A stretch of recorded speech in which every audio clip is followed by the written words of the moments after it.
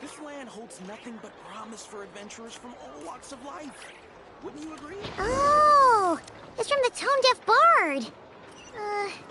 Apparently, he wants to hear all about our adventures in Nodcry. Maybe we can get some tasty treats out of him in return. Come on, let's go to Star Snatch Cliff.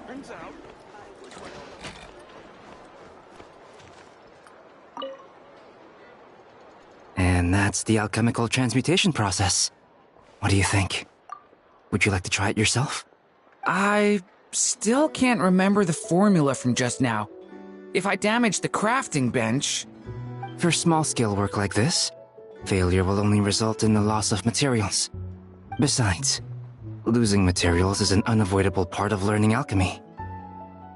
Yes, after all, alchemy counts as common sense in this world. Durin happens to be interested in this too. Although the environment here is somewhat rudimentary, it's good enough to teach some basic formulas. I wrote down all the formulas Albedo taught me. There are so many numbers and symbols, it feels like I'm trudging through mud. When it comes to learning, how fast you go isn't what matters. What matters most is laying a solid foundation every step of the way. It looks like we've used up most of our materials. For now, let's head back and retrieve some more.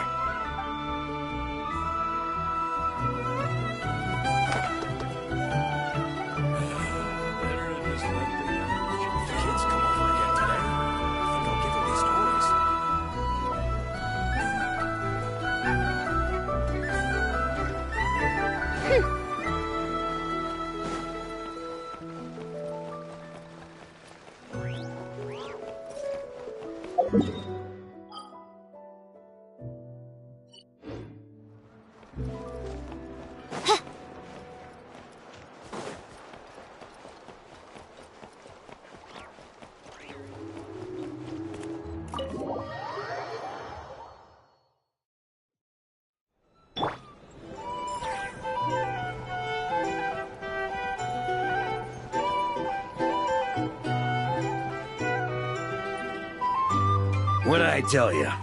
You are, without a doubt, my best drinking buddy in all of Nodcry. You're too kind, Mr. Varka. Truth is, though, I am but a dabbler when it comes to spirits. Yours, my friend, is a truly superior palate. Ah, Traveler! What impeccable timing. Fancy a drink?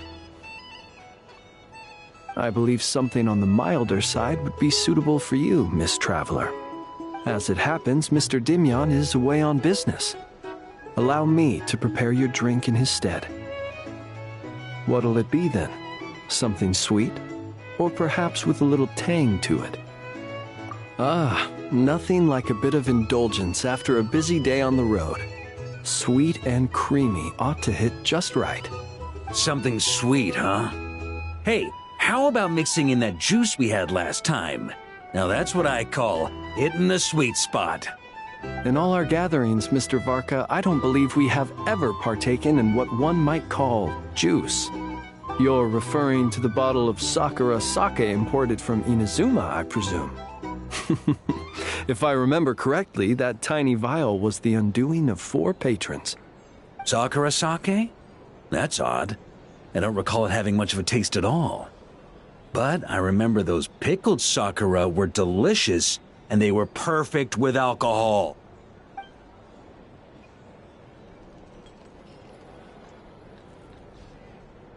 Here you go. It may be nameless, but I'm confident it'll lift your spirits. Miss Paimon, allow me to present this freshly squeezed juice. I've included a bit of pulp to further enhance its texture. Wow, thank you! Mr. Varka, have a sip of this. Oh, I get a serving too? What's this? The sobering up round after the party? This is... Oh, the taste of wolf hook! Where did you even get this? When? Your longing for Mondstadt is quite evident, and I happen to have an eye for such subtleties. In any case, I trust that this fruit shall bring you some measure of cheer. Not bad at all. Shame, though. Can't find anyone else to keep me company on marathon drinking sessions here in Notcry. That said, I don't think you've ever quite drunk your fill.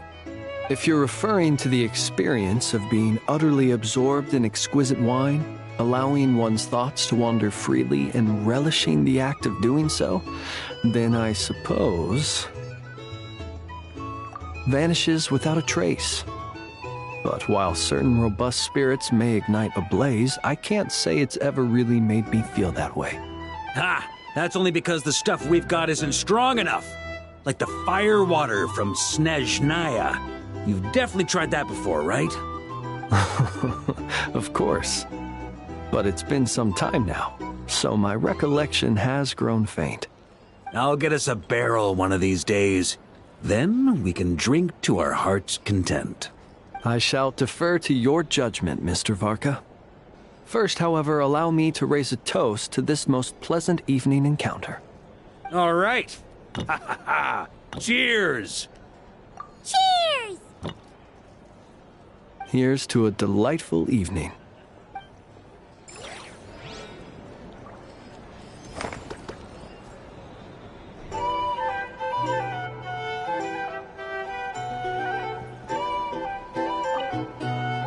To, the moon! Indeed, to the moon. A drink? Or some information?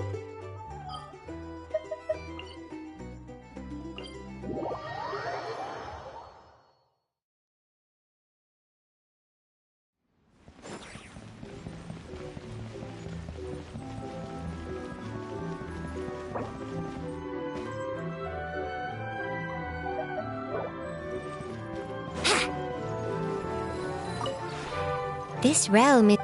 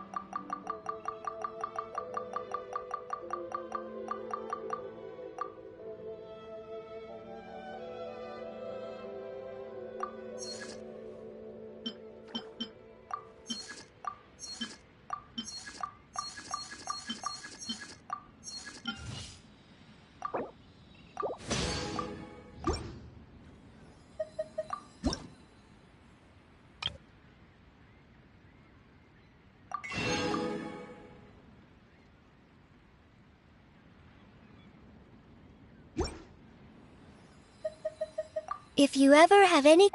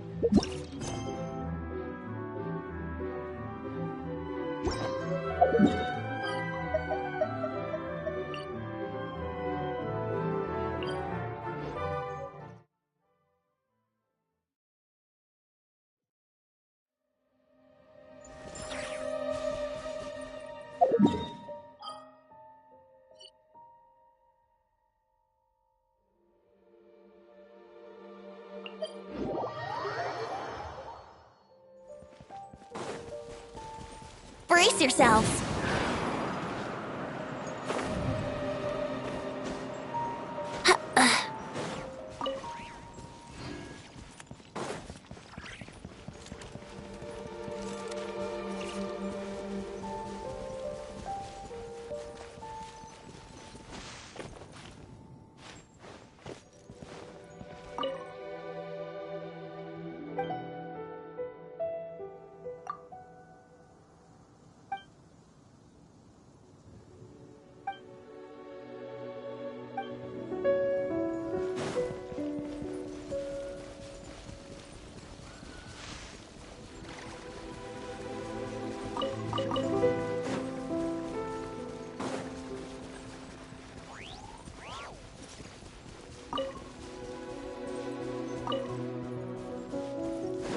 Here we go!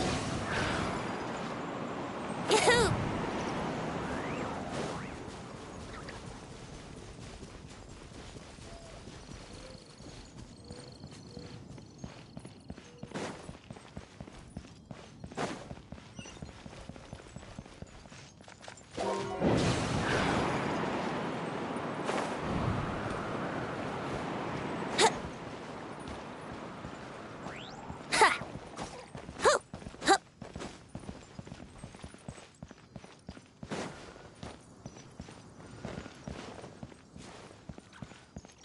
Let's play! Huh?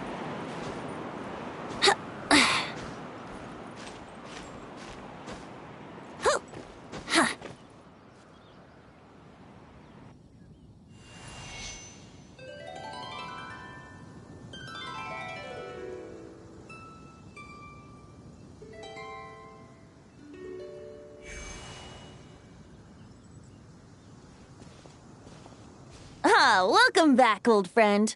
And how should I be addressing you these days? The honorary knight of Mondstadt? The Tumaini of Natlan? Or the great hero of Nodcry? Well, you sure have your finger on the pulse. We've barely caught our breath since Nodcry, but it sounds like you've already heard about what went down. News travels fast on the wind. But before I can turn your tales into tunes, I need to hear them from the horse's mouth. My wine and my lyre are at the ready. So please, traveler, take a seat and tell me your tale. Amazing! Incredible! The Rahier of Solnari and the Doctor? Truly a tale for the ages! So I'm guessing the Wild Hunt is a thing of the past now that you've defeated the Rahier of Solnari? Seems that way. We were kind of focused on dealing with the Doctor, though. Well, that's good to hear. Hey, now that the Northern Abyss calamity is finally resolved, Varka must be getting ready for the triumphant return of his expedition, right? I haven't seen him in the longest time. He must have so many stories to share. Hooray! Paimon was wondering about that, too. He did call you Barbados. But weren't you still fast asleep back when he was in Mondstadt? Let's call it half asleep. I was resting my eyes in the Thousand Winds Temple one day when I heard a commotion outside. It was a young knight who had journeyed there in search of trials and oracles after hearing some tall tales at the local tavern. In fact, all that awaited him were moss-covered walls and an angry ruin guard. But he seemed completely unfazed, laughing heartily as he sent the ruin guard's missiles flying off into the horizons. Ha! They must have been making quite a racket if it was enough to wake up the tone-deaf bard. Yeah, it sounded kinda like...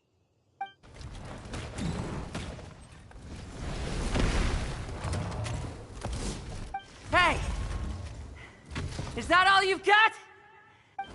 Oh, bring it on! like that.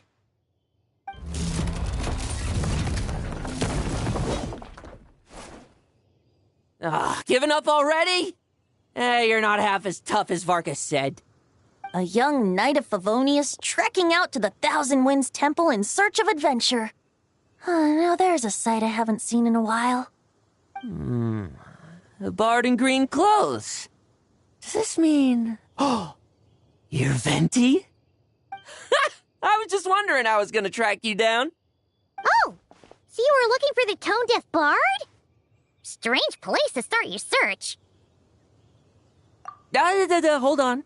Blonde hair, white hair. You must be the honorary knight, and Paimon! The Grand Master talks about you all the time. Allow me to introduce myself. I'm Lowen, Vice Captain of the 5th Company of the Knights of Favonius and a member of the Expeditionary Force. Pleased to make your acquaintance. Oh, so you're part of the expedition, huh? Right. So that's why Paimon's never seen you around in Mondstadt. Hey, wait a second. We never saw you in Nodcry either. That's probably because when the Wild Hunt was still running rampant, I spent most of my time out on my own, making mincemeat out of monsters. I barely went back to base at all. Then, once the Wild Hunt calmed down, I got sent back to Mondstadt. Mixed blessing, if you ask me. Sounds like I missed out on some serious action. No wonder we never saw you while we were dealing with the doctor. So, why did Varka send you back? Deliver some letters. There's one for the Knights of Favonius, one for the church, another for the Dawn Winery, at least 10 of them in total. Jeez, how many people has he sent to deliver his mail now? Mika, Inefa, Lowen. He should just hire a full-time mailman already. In fact, he's earned himself a new nickname. Let's go with... Sir Writes-A-Lot. I'll have you know that poetry and letters were humanity's earliest means of expressing their thoughts. So, tone-deaf or not, I wear the title of Bard with pride. And I consider Sir Writes-A-Lot to be quite a compliment. Wait, really? Darn it! Maybe Paimon should come up with some harder-hitting nicknames for these two. Anyway, since this young man has come all the way to the Thousand Winds Temple looking for me, I assume he must have a letter for me too. Am I right? You sure are, to use the Grand Master's own words. This one is for the bard in green clothes. These days, I think he goes by Venti. Doesn't really have an address as such. You could start by asking around in Mondstadt, or maybe try your luck at the Thousand Winds Temple. I figured that since there was this punching bag here, Ruin Guard, I could get some practice in while I was at it. So, I came right here the second I got back to Mondstadt. That Varka is so slapdash sometimes. It's a good thing we happen to be nearby. Oh, he also said to remind you to write back. Nothing in particular. Just some idle chatter between two drinking buddies. But if I'm supposed to write back this time... I'll need some time to mull over my response. Varka gave you a whole bunch of letters to deliver, right? Maybe you can head into Mondstadt and deliver the rest of them first? My thoughts exactly, assuming I can find the way. Hopefully the roads haven't changed too much since the pre-expedition days. Well, why don't we have Mondstadt's honorary knight escort this homeward-bound wanderer to the city? I'm sure some of the recipients of Varka's letters will turn out to be old friends of yours, too. Let's go! It's been a while since Paimon's done any guide work. Thank you so much, honorary knight. And you, Miss Guide.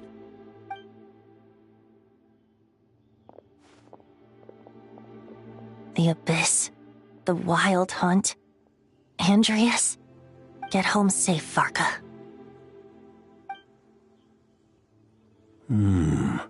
Why do my ears feel so hot all of a sudden? Is someone talking about me?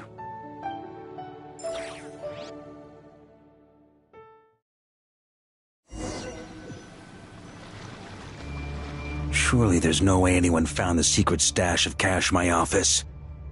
That would be terrible. Grandmaster, bad time to get distracted. Watch out! Enemies approaching! Huh? Oh, it's just a few stragglers. They're no real threat to us. This expedition is almost over.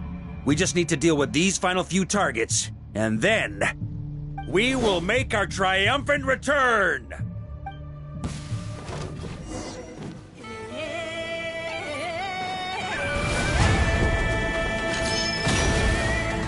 Maria sweeping in! On me! Stormwind!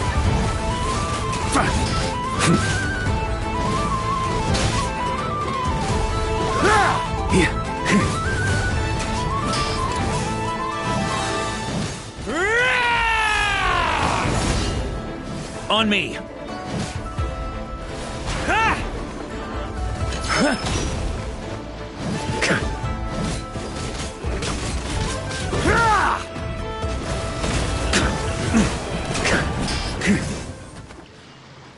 Without the ray here of Sonari to direct them, it seems like all that's left is their primal urge to destroy. If this is all that the Wild Hunt can muster now, surely the Lightkeepers of Nodcry will be able to deal with what's left. Just like I thought. What we should be wary of now is... Grandmaster, based on Lightkeeper intel and our own reconnaissance, one of the suspected targets should be just up ahead. Good. You know the drill. Stay here and stand guard. Leave the rest to me. Yes, Grandmaster!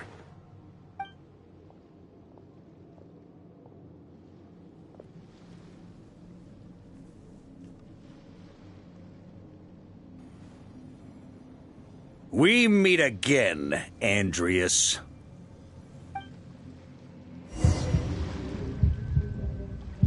So, you've returned from Mondstadt. Don't you want to see what it looks like now? I was planning to take a look around there myself. Perhaps you could be my guide. What's this? An echo from 1,000 years ago?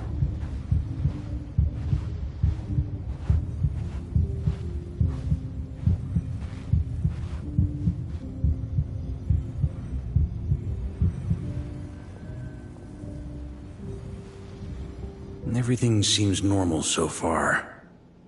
Here's hoping I'm just overthinking things. There are 2 other places to check. Maybe this will all go smoothly after all. It's your turn, my friend. Come, Andreas!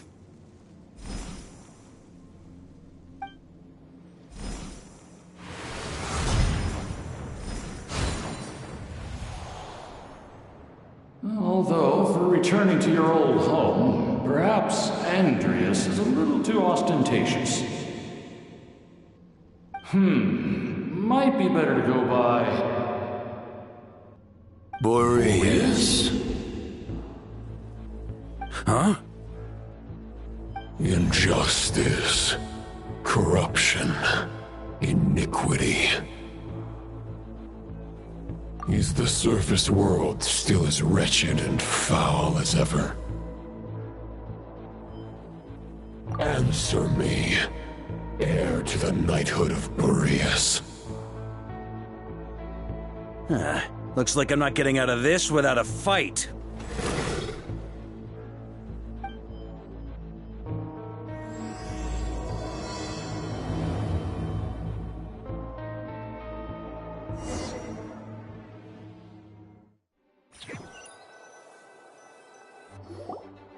That's where things stand with the expedition. The victors will be returning home soon, so make sure to stock up on wine for the celebrations.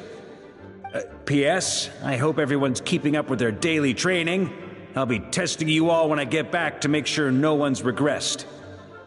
PPS, I wrote individual letters for each and every one of you. Don't forget to write back.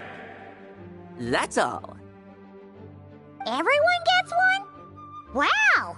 Sir Writes-A-Lot is really living up to his name. I guess the Grand Master must have something specific to say to each of us. Even I got a letter, and I'm not a real knight yet. Jean? Oh, yes. That's our Grand Master for you. By the way, anyone know where I can find the cavalry captain? I have a letter for him as well. You mean Kaya? He said he was meeting a friend from the church at the Angel Share. Allegedly for work. Said he was exchanging intel.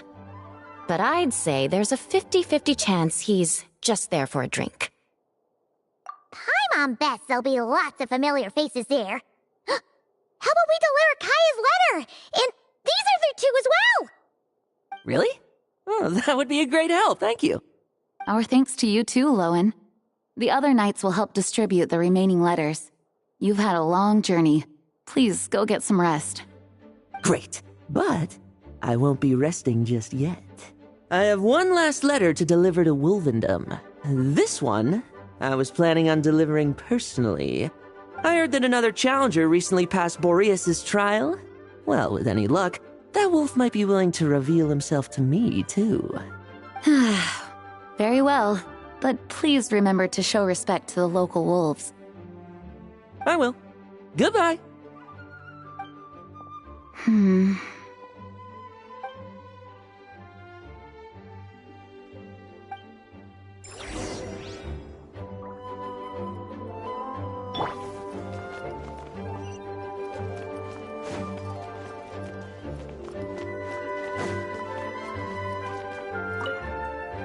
Grandmaster offered lots of advice in his letter regarding my recent assessments.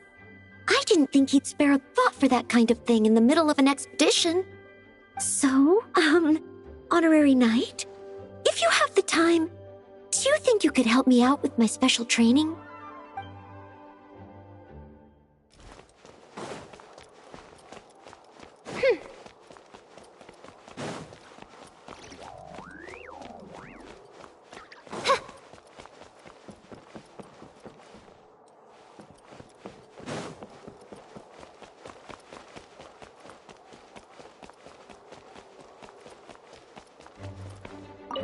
He wants to test me to see if my skills have regressed? I still haven't forgotten how he went easy on me last time. I'm assuming you must have seen him going all out before. When the time comes, you'd better keep an eye on him for me.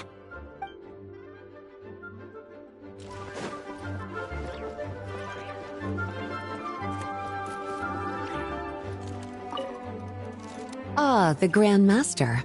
The archives are filled with documents awaiting his review. I'm not letting him run off again until he's finished dealing with every last one. On another note, have you spoken to Jean? I hope she'll finally be able to relax a little once Varka returns.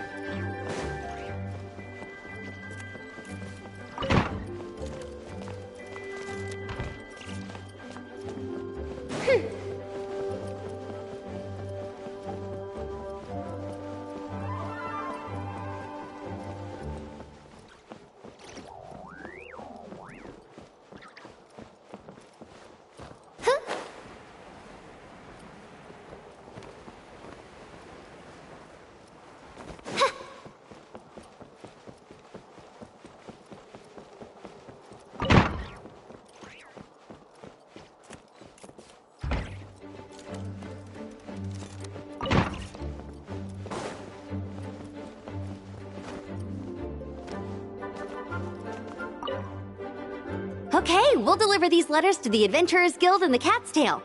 You can just handle the ones for the Angel Share. The expedition is finally wrapping up. Oh, I hope the maps I made on our way there are good enough to get them safely home.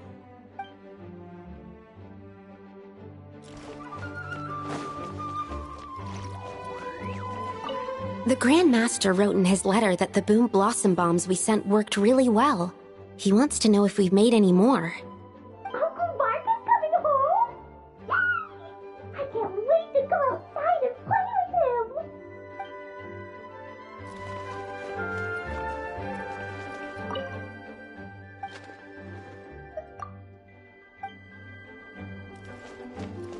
Please be quiet within the premises and refrain from making a racket.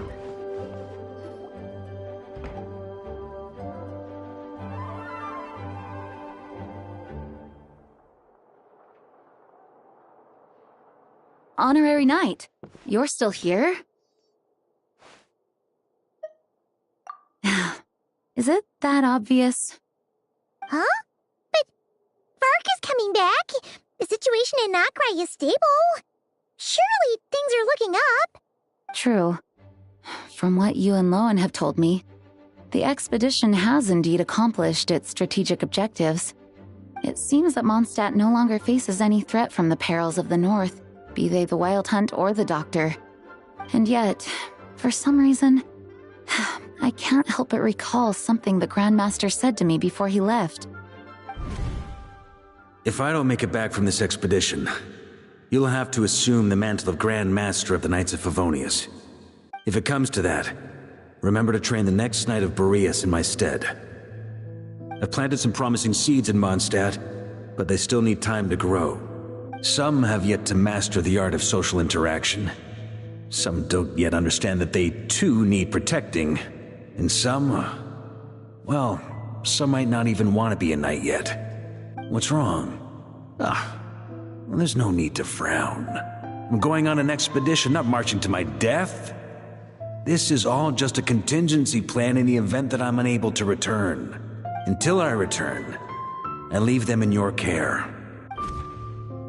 The lineage of the Knights of Boreas has nearly been extinguished twice in Mondstadt's history. The first wandering knight to claim the title arrived in Mondstadt 1,000 years ago, along with his wolf companion. He was as free as the wind. He left no succession plan behind. Even his name was lost to history. The title of Boreas could have disappeared from Mondstadt just as he did. But he had an informal disciple, a knight named Ravenwood, who admired the Knight of Boreas greatly. Ravenwood's valor and swordsmanship earned him the wolf spirit's recognition. When the old aristocracy tried to regain power, Ravenwood came once more to Mondstadt's defense.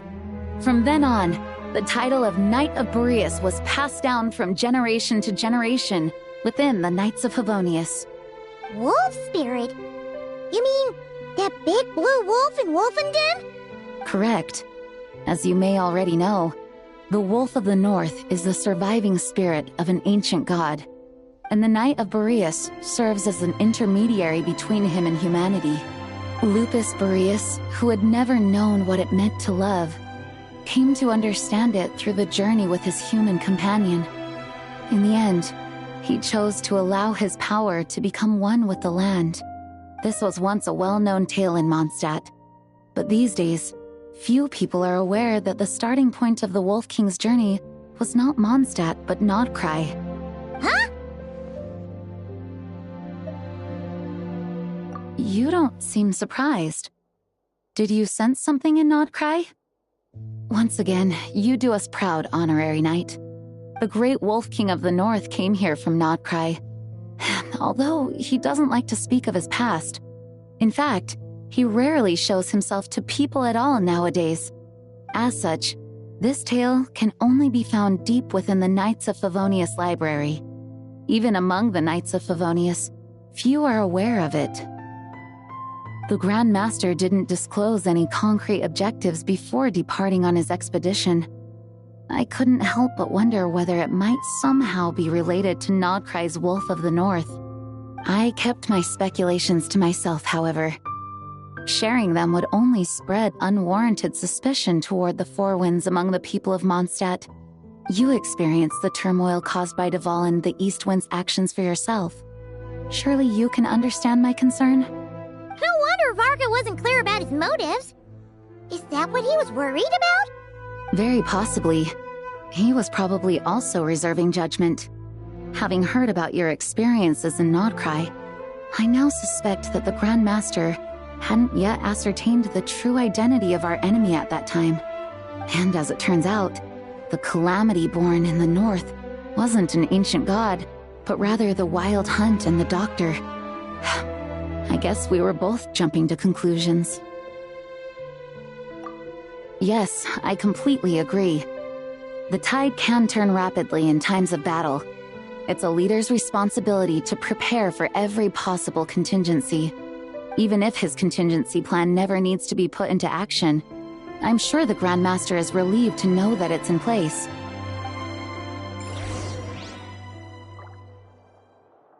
Thank you for being such a patient listener. I feel much more settled after talking with you. If you have any spare time, would you mind stopping off to say hello to the other knights? I'm sure they have all missed our honorary knight just as much as I have.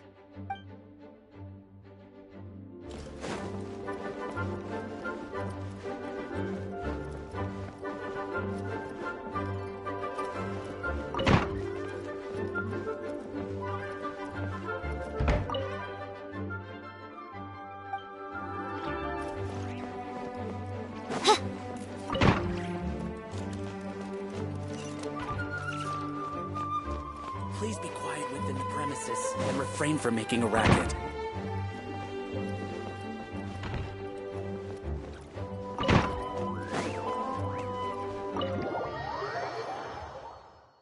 That turned into a pretty long conversation, huh? We should probably go deliver those letters to the Angel Share now.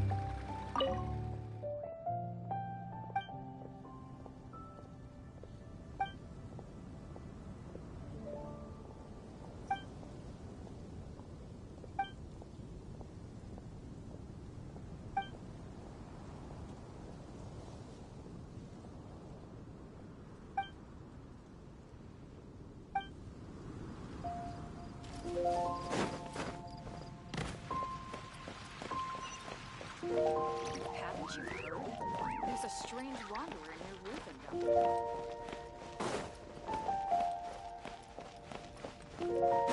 Come in, take a seat. We have a few specials today at Angel Share.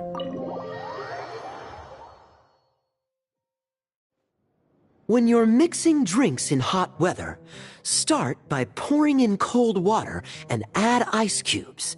Then drain out the water before adding the other ingredients. How's that for a secret recipe? Maybe it's worth a little intel in return. Please. I've known that little trick for a good 10 years at least.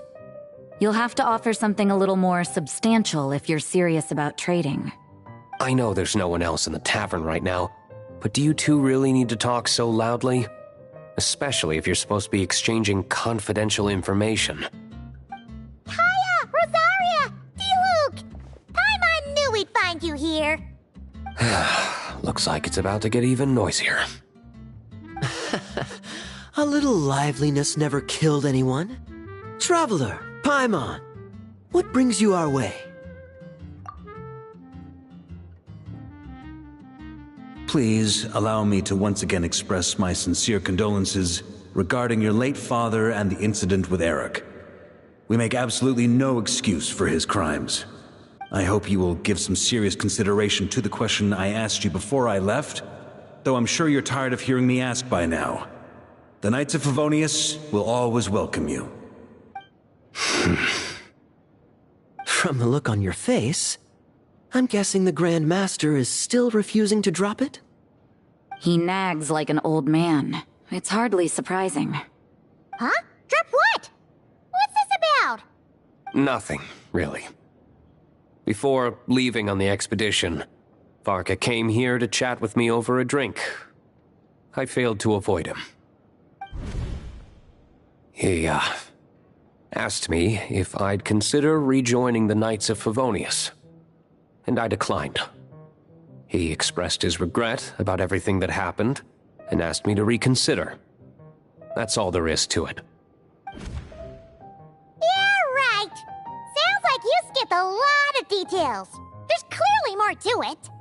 Whatever details I chose to omit are in the past. Dragging them back up now serves no purpose. You say that now, but back then, you couldn't let it go. You and the Knights of Favonius were constantly at odds. I wasn't seeing the full picture. I've had a lot of time to reflect since then, but my answer remains unchanged. I'm not rejoining the Knights of Favonius. Both the Grandmaster and the acting Grandmaster are too upright and honorable. I can't see the shadows that lurk beneath them due to the size of the organization they lead. They need someone on the outside to keep watch vigilantly. If I had a Mora for every time I've heard you repeat that argument. I actually don't disagree with the first part of what you said, but don't you think someone can keep tabs on things from the inside?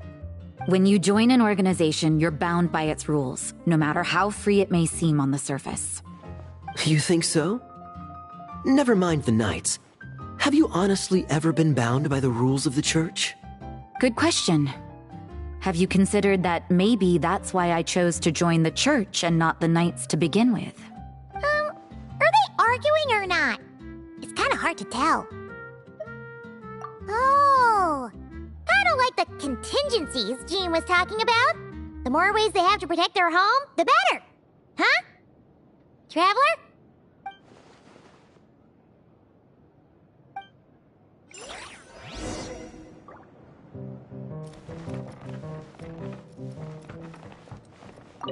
My reply won't be a long one, as usual. I'm sure Varka won't be surprised.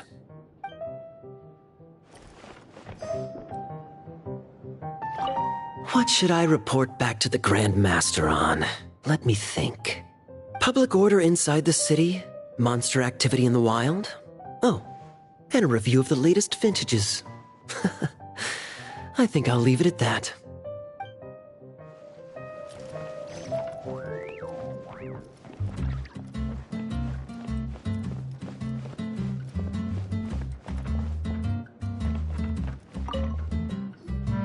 If you hadn't had to deliver that guy's mail, you wouldn't have been subjected to all this tedious arguing. When I write back, I'll tell him to quit making trouble for other people. It's no trouble. Lowen did most of the work. We just volunteered to do the last leg of the journey. Mostly so we could come say hello.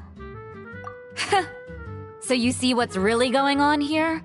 All three of us fell for that old rascal's scheme far too readily. Huh? Scheme? What do you mean? Was Varka lying in his letters then? No. While I'm sure Varka knows full well that Diluc would never agree to rejoin the Knights, I believe the sentiments he expressed were genuine, as was his offer to welcome Diluc back. There are people like Kaya and I, and then there are those who are true champions of justice to the core. Those people are the most susceptible to being driven to extremes by great upheaval. It's happened in Mondstadt before. Not only that, but it happened to a Knight of Boreas. That'll really hit home for Varka. And that's why his nagging is even more persistent than usual. Yeah. So no one's told you this before? The lineage of the Knights of Boreas had nearly been extinguished twice in history. The first was at its inception. The second was the case I was alluding to. Oh! Wasn't Jean telling us about this? Wait. And then we got caught up talking about the expedition, and we never got around to the second time. I happened to hear about it from Varka once when he was drinking and started yammering on. The second crisis in the Knights of Boreas lineage. It was 500 years ago. Although the Knights of Boreas are meant to be intermediaries between humans and wolves, in practice, very few of them have been truly recognized by Lupus Boreas over the past millennium. Of those who have, the best known are the first Knight of Boreas, Ravenwood, the wolf pup Rostam, and Varka himself.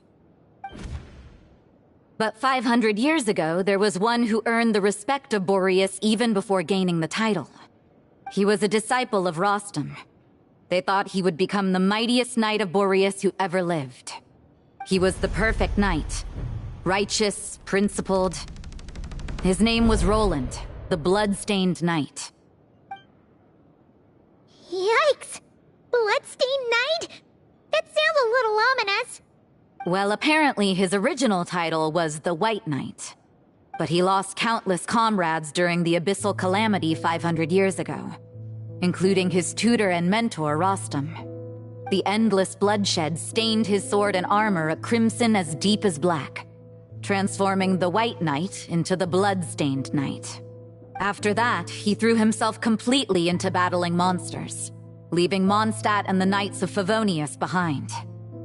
To this day, no one knows his final whereabouts. It's hard to say whether the loss of an important figure in his life is what drove him to the point of obsession, or whether he was already too far gone to save. But had he known that the Knights of Favonius would always welcome him back, perhaps things would have turned out differently.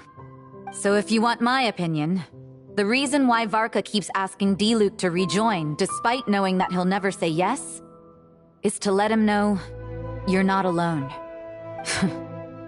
After all these years, he's still as persistent as ever. Just like how he used to be with me. Huh. Turns out Varka's a lot more thoughtful than he lets on. Paimon had the wrong idea about him. Anyway, there's still something about this whole Boreas business that Paimon isn't really getting. Wasn't Andreas a god in Mondstadt thousands of years in the past? If so, why did Jean say that Boreas and the Wandering Knight only arrived here just 1,000 years ago?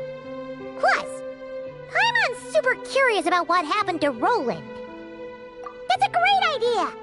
Jean said he hasn't been showing himself much lately, but he always seems happy to oblige whenever you show up. Let's go!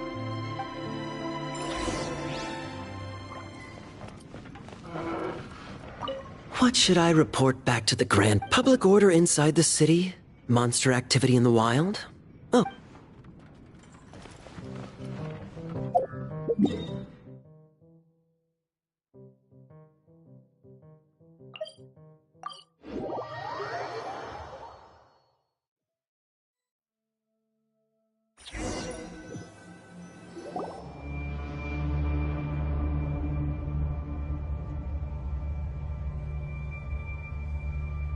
What's going on here?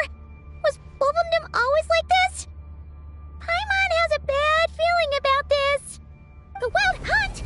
What are they doing here? Watch out!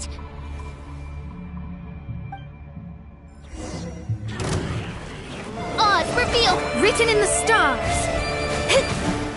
Shadows of fate. This was not foretold. Brace yourselves. Stay back! Okay! You... Time for takeoff. Yahoo! Ha!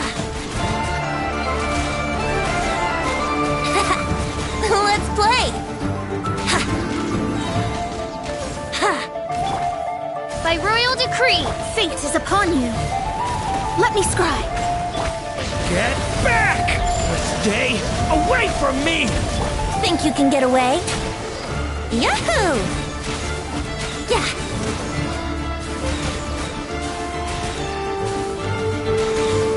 Let's play! Oh, are you alright? Oh no! What now? There better not be more Wild Hunt monsters!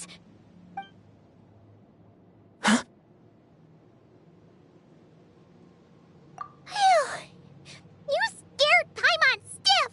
She thought you were... Stop right there! Answer me this. The 2 letters I gave you, who are they for? 2 letters? Wasn't it 3?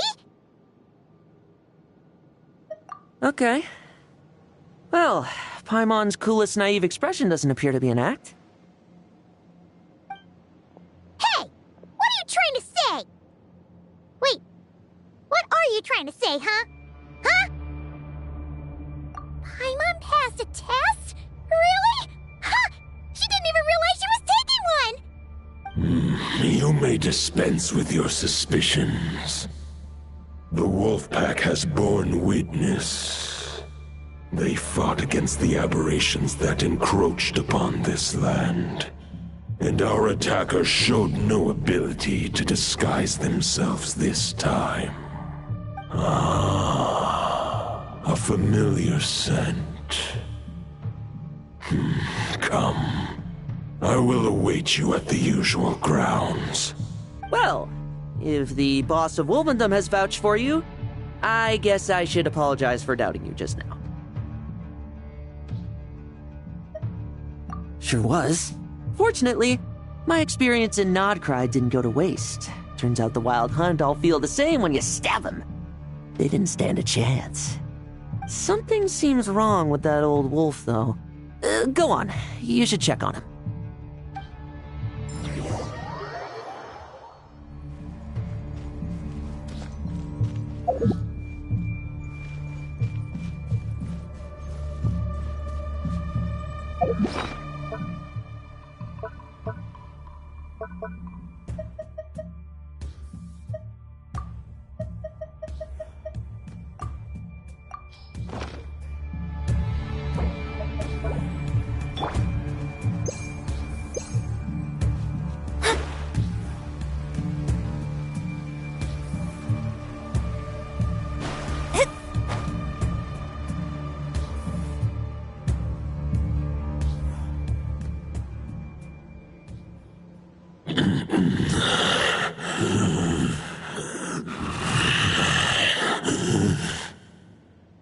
Lupus Boreas, not injured. Why so weak? Am I not strong enough? You are not to blame. With your Iron Claw, you successfully blocked their attacks. However, their assault went beyond the mere physical world. They followed my trail from the distant north across the ley lines. They sought to corrupt the territory I protect. But I shall not let them succeed without a fight. We meet again, human Lupical. So, are you saying that the Wild Hunt we just got attacked by came all the way from Nodcry to Mondstadt? How is that even possible? As you know, I stand before you as an incomplete being. I am but one remnant of the god Andreas' soul. The source of this turmoil. I can sense it. It lies in the north. It is the part of me that remains in Nodcry, from whence I came. Huh? Now Paimon's even more confused. How can you be in two places at once? For many gods, housing a part of their soul within an object is no difficult feat. But those who can perform such delicate partitions as this are rare, even among the gods.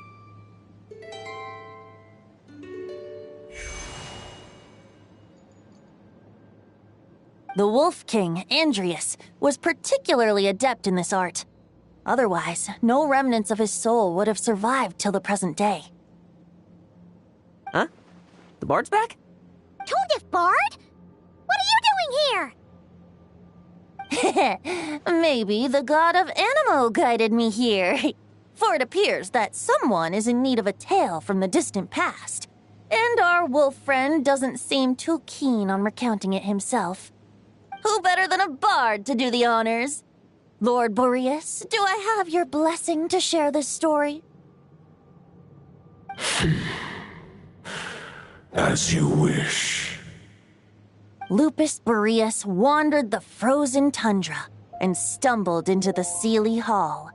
Enchanted by their song, tender as the dawn starlight, and curious about the ways of humankind, the wolf bade farewell to his home and set off for the city to the south. As the high tower crumbled and the fierce winds fell silent, Lupus Boreas, who once had hunted with the storm winds himself, looked within and inquired, was the shelter he provided for humanity really any different from that given by the reclusive king in his tower? The wolf entrusted those under his protection to a new god and quietly returned to the frozen north. There, in a palace long since abandoned by its former master, the great wolf closed his eyes and slept. 500 bitter winters passed, then 500 equally frigid springs. He slumbered undisturbed until a knight stumbled in from the cold, just as Lupus Boreas had once done at the Seelie Hall, and awoke him at long last. The knight asked the wolf to join him on a journey south, to see once more the land that had all but faded from his memory. The gentle wolf, unwilling to refuse the human's earnest plea, split his soul into 2 halves and left his home once more. Seeing how the ice and snow had given way to verdant plains, hearing the laughter and song that now filled the once somber city, the aging Lupus Boreas turned to his friend, the god of Animo, and remarked,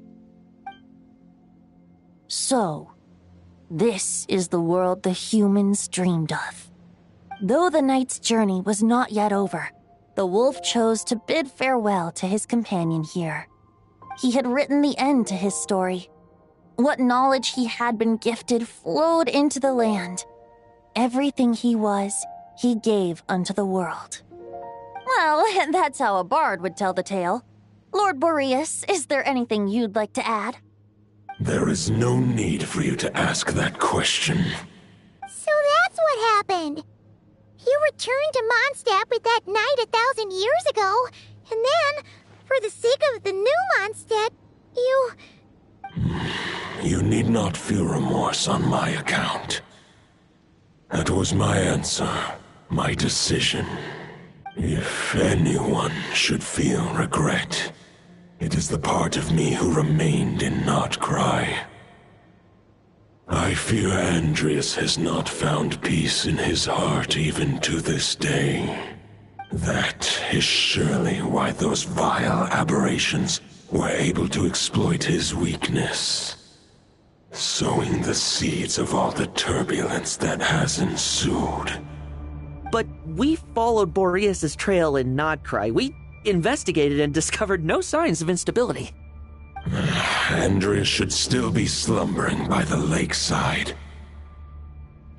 Perhaps all the recent turmoil in Notcry has had unforeseen consequences.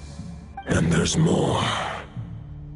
I detect another familiar scent from across the ley lines. A scent that reeks of blood.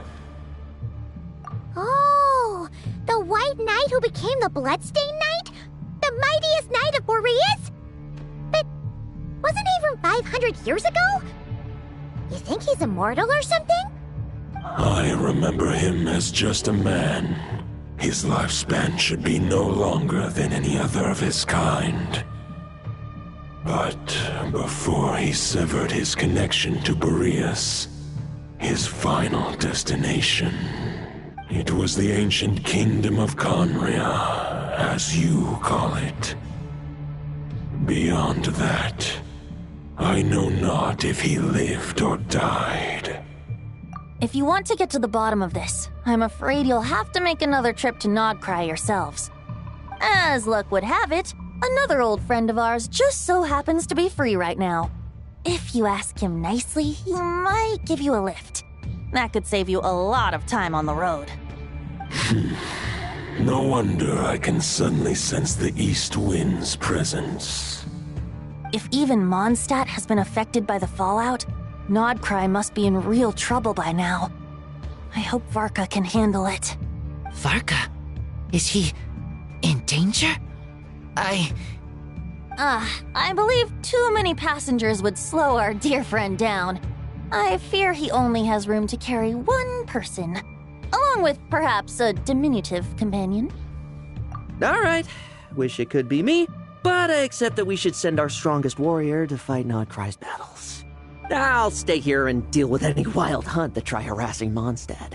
It'll be a good chance to try out some new moves. I stay in Mondstadt too. With Traveler's help, Varka will be safe. Razor, give me your iron claw.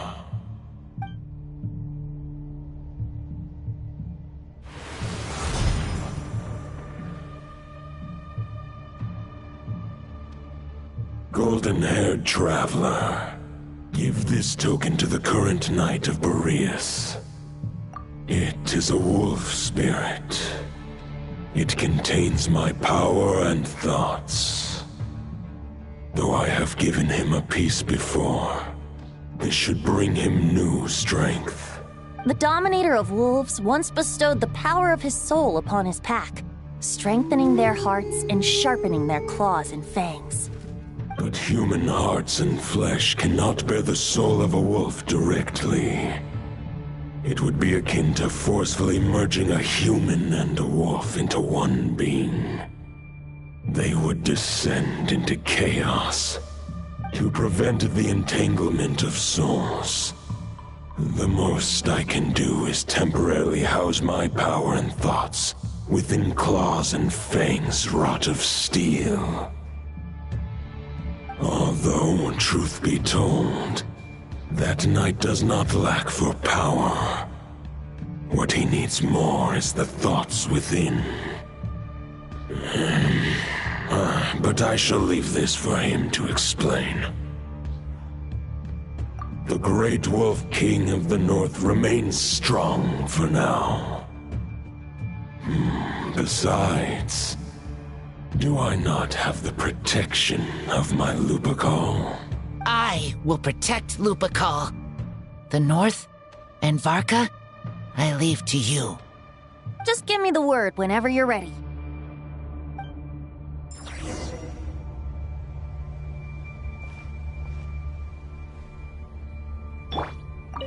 I sure didn't expect my experience fighting the wild-hunted Nodcry to come in handy back here in Mondstadt.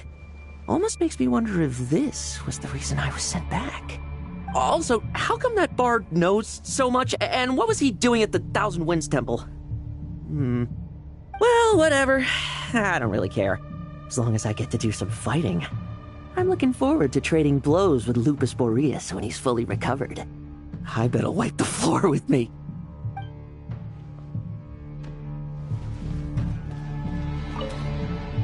I can read Varka's letter. I will try my best to write a reply. Wolf's claws make poor instruments for writing human words. But that token will suffice to convey my thoughts.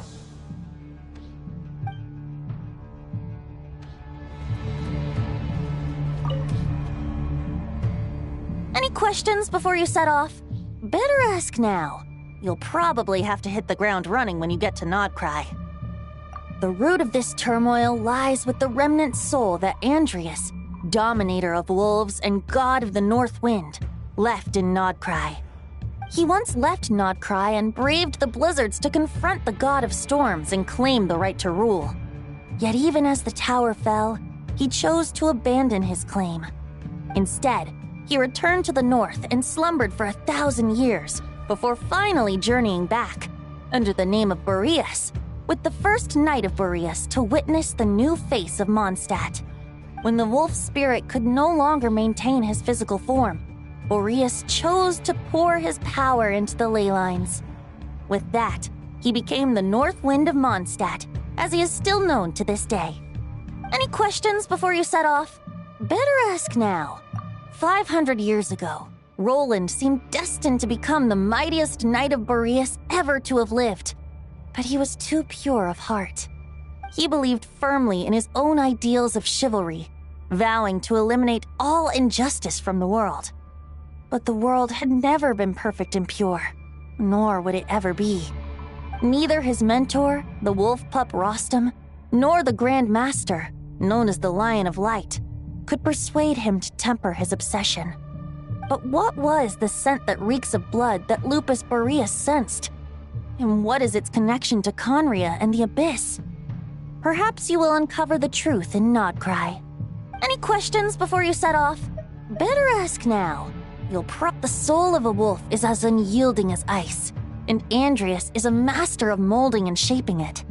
His people once drew great strength and wisdom from the wolf spirit, but human hearts and flesh cannot contain the soul of a god. Attempting to place the wolf spirit in a human vessel would slowly devour their sense of self, even if Lupus Boreas did not intend for that to happen.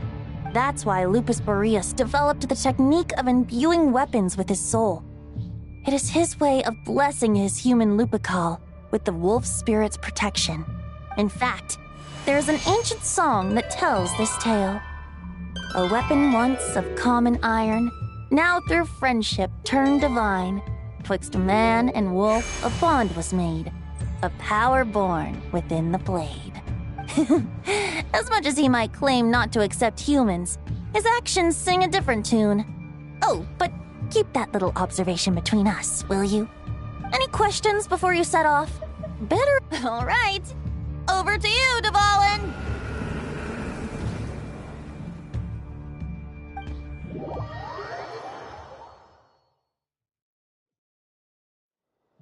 The Knight of Boreas awaits below.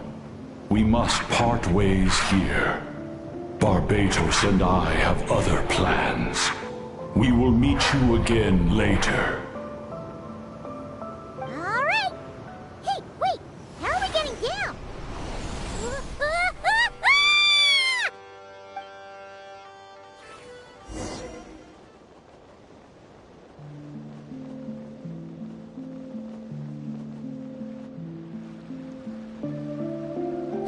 Hold the line! The enemy's on the brink of collapse! Grandmaster! It's...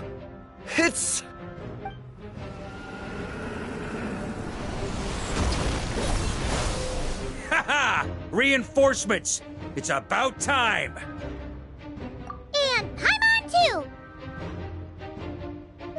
We're just about hanging in there. Most of their grunts are taken care of now. Their leader's gonna have to make a decision soon. Fight or flight? What will it be, mightiest Knight of Boreas? As expected, this hastily summoned Wild Hunt horde is nothing but a disorganized rabble. A mere shadow of the forces gathered by the Rahir of Solnari. But they have served their purpose. I now understand your tactics, and you, in turn, understand mine. This is fair. This is the way of chivalry. Farewell, heir to the knighthood of Boreas. Whether you choose to resist me or not, I shall set right the injustices of this world. In the name of the blood-stained knight. Guess they're retreating for now.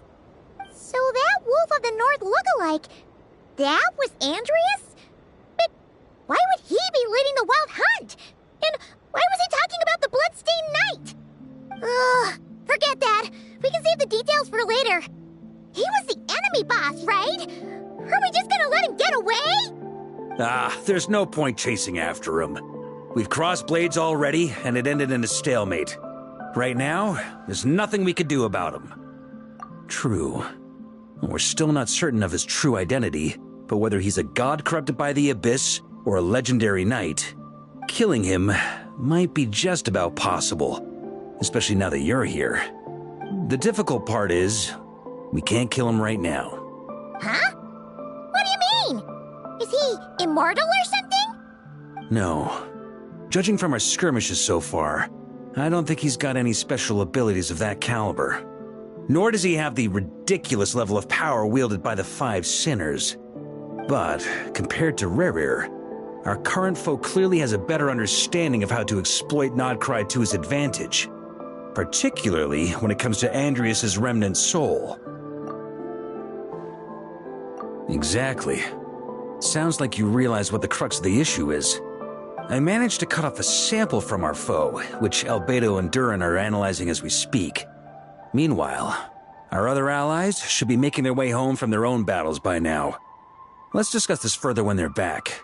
We still have some big challenges ahead before this expedition can finally be declared a victory.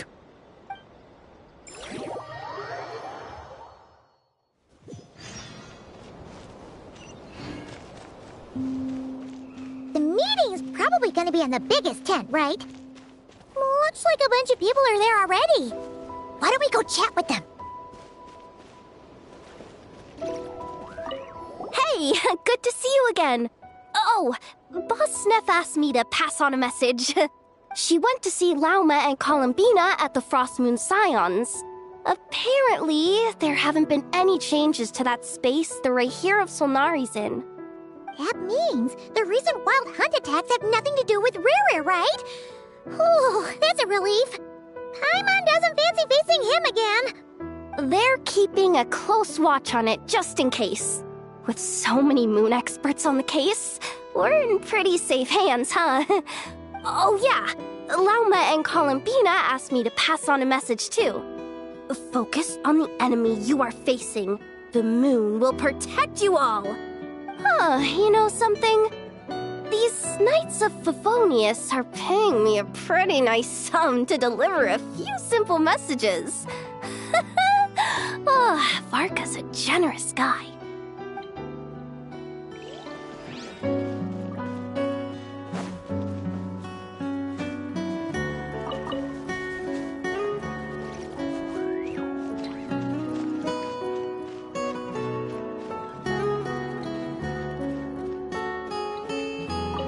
Short-distance propulsion module on cooldown. 15 minutes until next departure. Switching to chat mode. Hello there, Paimon, traveler. Varka placed a sizable order with the Clink Clink Krumkake craft shop. I know is hard at work producing the strategic reserve, while I am handling the deliveries. Secondly, I am also here to attend the meeting in her place.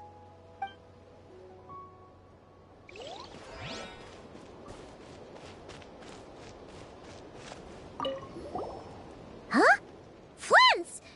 Paimon thought the Lightkeeper's rep would be Iqua or Nikita. You're quite right. However, Itlua and Nikita are both busy organizing the Ratniki's region-wide response to the recent attacks. And since I'm well acquainted with everyone else here, I was the one they recommended to attend the meeting.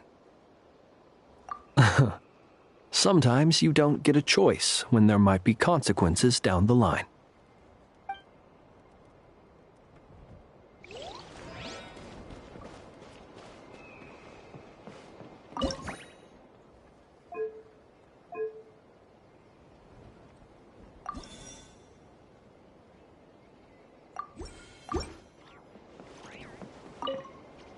Hey, Honorary Knight.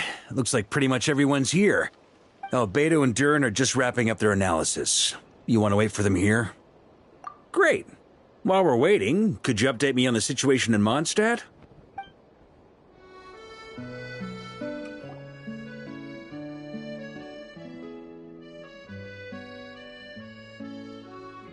And that's where things stand. The Wild Hunt is no longer under the Rahir of Solnari's control, but it has been reborn from the ashes and is now launching widespread attacks.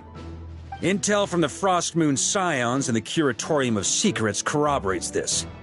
No disturbances have been detected in the space where Riri resides. What we are facing here is a completely new foe. Summarizing current situation. To confirm, the present leader of the Wild Hunt is the creature resembling a wolf. Andrius, god of the North Wind. More precisely, it's the external will that has seized control of Andrius' spirit, namely Roland, the Bloodstained Knight. Whoa. Hold on. I'm completely lost. Isn't Roland some Mondstadter from like 500 years ago? How'd he suddenly get wrapped up with a god from 1,000 years in the past and the present-day Wild Hunt? Allow us to explain that part. Are you familiar with compensation mechanisms? When an organism sustains damage, relevant tissues will undergo changes to offset the loss of function. For example, when one kidney is damaged, the other will be strengthened to compensate. Or, when a main artery is blocked, the collateral vessels become more active. Similarly, when the Wild Hunt lost their leader, the Abyss harnessed the memories that flow throughout the ley lines to fashion a new one, fit for the present circumstances. That new leader is a mirror image of Roland, the Bloodstained Knight. Right. No matter how strong the compensation is, it will never quite match the functionality of the original organ. The Roland replica can't possibly imitate Barir's overwhelming power, nor his ability to disguise himself as others. So, the Abyss made use of the connection between Roland and Boreas to compensate for this lack of power. The replica corrupted and took control of Andreas as he slumbered by the bank of Amsvartnir, ultimately manifesting as the giant beast that you all witnessed. However, exactly why the Abyss chose Roland to mimic, and indeed how it was able to do so, remains unclear. I guess he must have gotten caught up with the Abyss or Nodcry somehow during his wanderings through Tevat. But we can keep those questions on the back burner. Okay, Paimon gets all that, but what did you mean when you said we can't kill him right now? We can't kill him right now because a dead god may prove more dangerous than a living one. From intelligence gathered during the expedition, we have reason to believe that the power released when a god is felled can have catastrophic consequences for us mortals. Worse still, the wrath that remains after a god's passing becomes a source of endless turmoil. Once god remains contaminate the land, they will persist for thousands of years.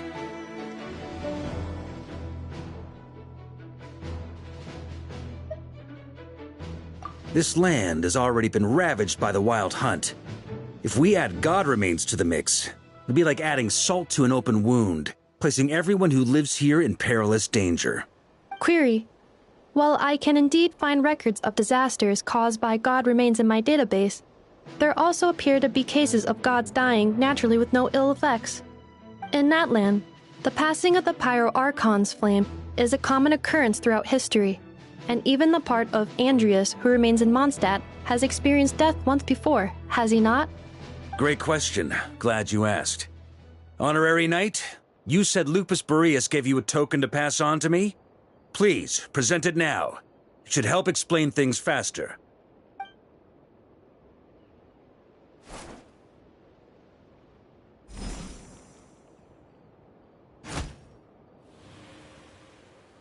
Come forth, Boreas! This form has come to the end of its time. I'm afraid I can accompany you no further on your journey. My soul will fall into silence, and my power will flow into the ley lines of this land. Perhaps this is all that a wolf can hope to do for humankind.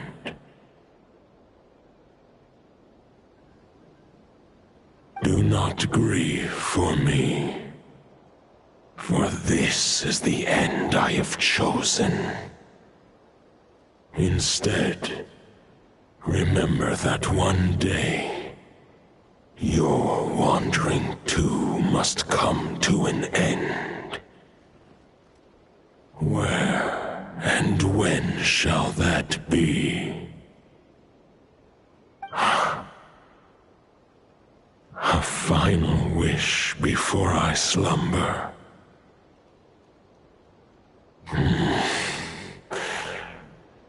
Sing me a song. That melody you so often hummed in the taverns.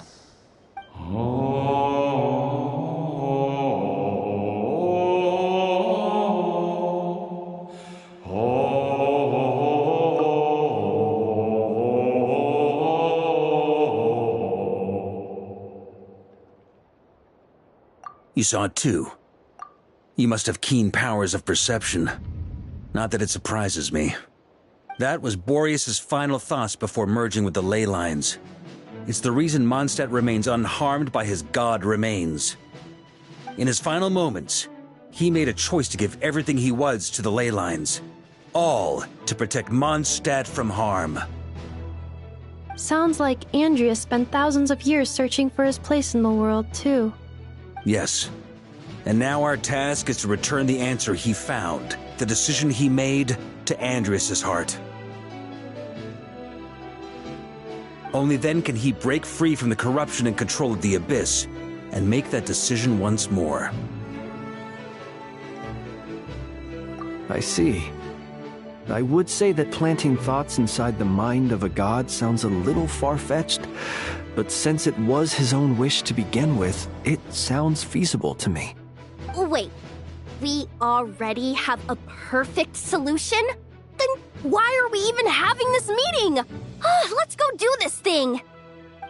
Ha ha ha. If only it were that simple. Unfortunately, this one thought alone is unlikely to be powerful enough to break through the Abyss's control and reach Andrias' heart.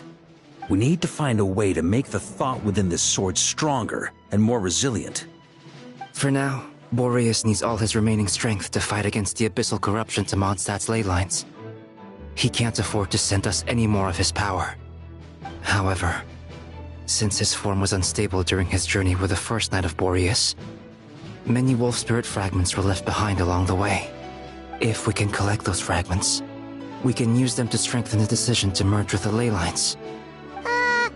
So we need to retrace his steps and look for random fragments? But they could be anywhere between Nodcry and Mondstadt. It'll be like looking for a needle in a haystack. You don't need to worry about that. There's a few fragments left to gather in Nodcry, but apart from that, most of them are already inside this sword. I've been collecting them during the whole expedition. Huh? Wait, really? I mean, it's an expedition, not a stroll in the park.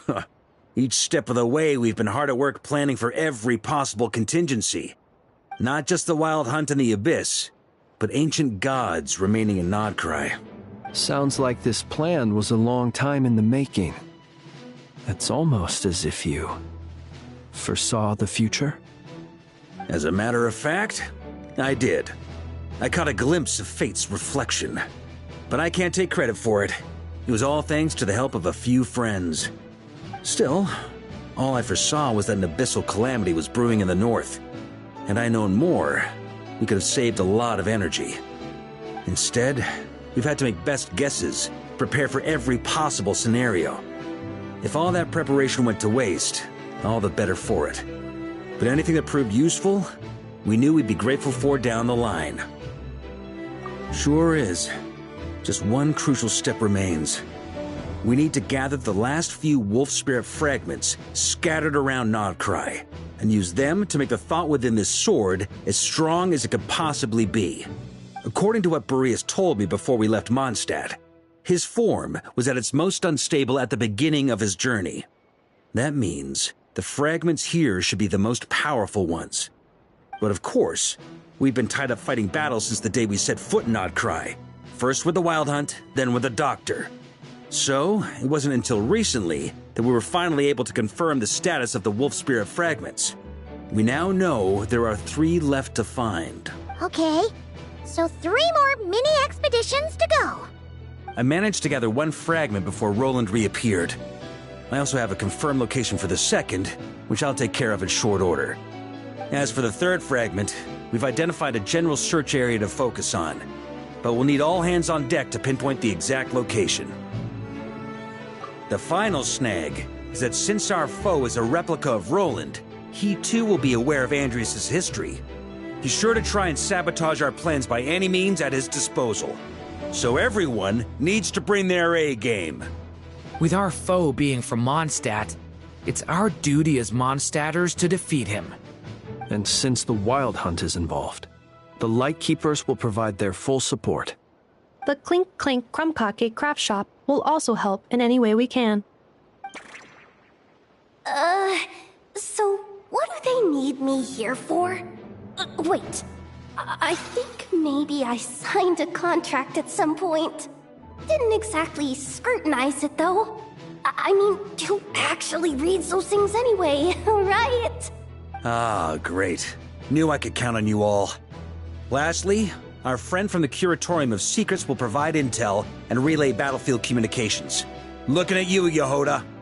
So, you'll be darting back and forth across the battlefield, dodging the Wild Hunt and the shadow of an ancient god. I'm impressed by your courage, Miss Yehoda. Rating for Yehoda updated. Higher quality ingredients will be used to prepare your future meals. Darn it! I should have known this payday wouldn't come that easy. I'll deal with the second wolf spirit fragment, which we already know the location of. The moment you make any progress with Fragment 3, be sure to give me an update. Traveler, could you join me in retrieving Fragment 2? I have a feeling that your unique constitution might come in handy. All right, time is of the essence. Let's move out, people. Dismissed!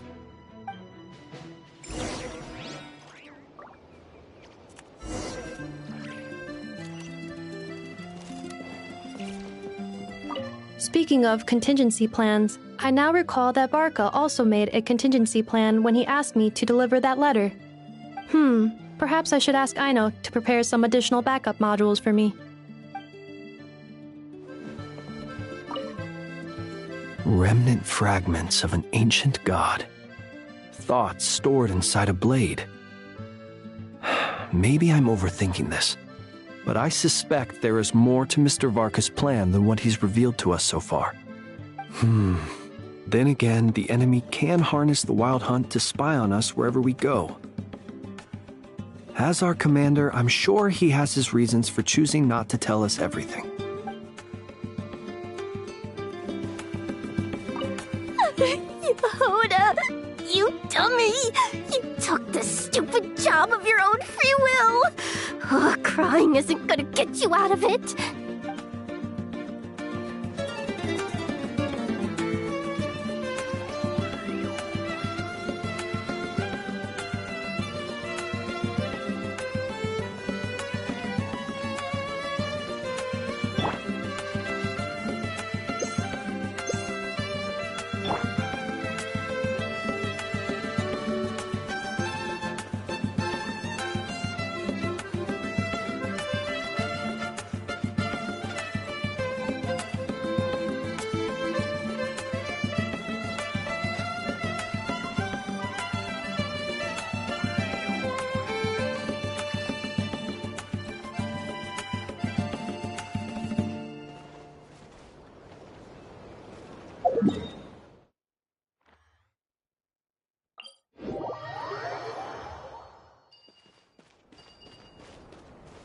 Didn't you say Fragment 2 was supposed to be right here? Where the heck is it? Seems like we've run into a slight hindrance. Can I leave this to you, Honorary Knight?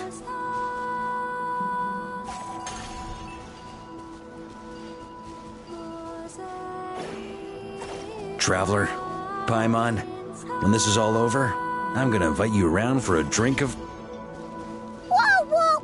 Stop thinking about Mondstadt's wine and keep your head in the game! You can't be daydreaming about alcohol before a battle! Huh? Well, alright, just trying to lift our spirits a little. You want to see some photos I took of me and the knights before the expedition, maybe? Shut up! Can't we please just focus on finding the wolf spirit fragment?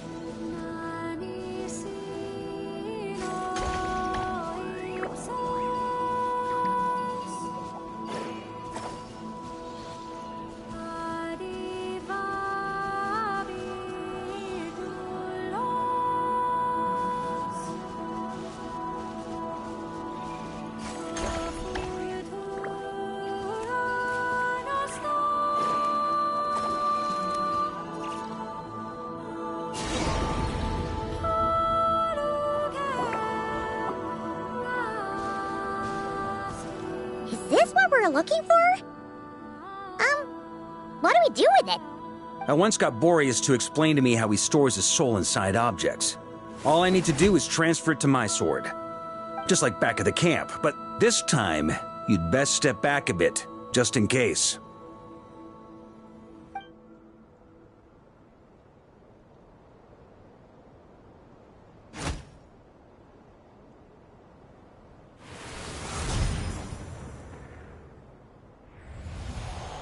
So, you're saying you don't know how to love people, and you don't understand human love either.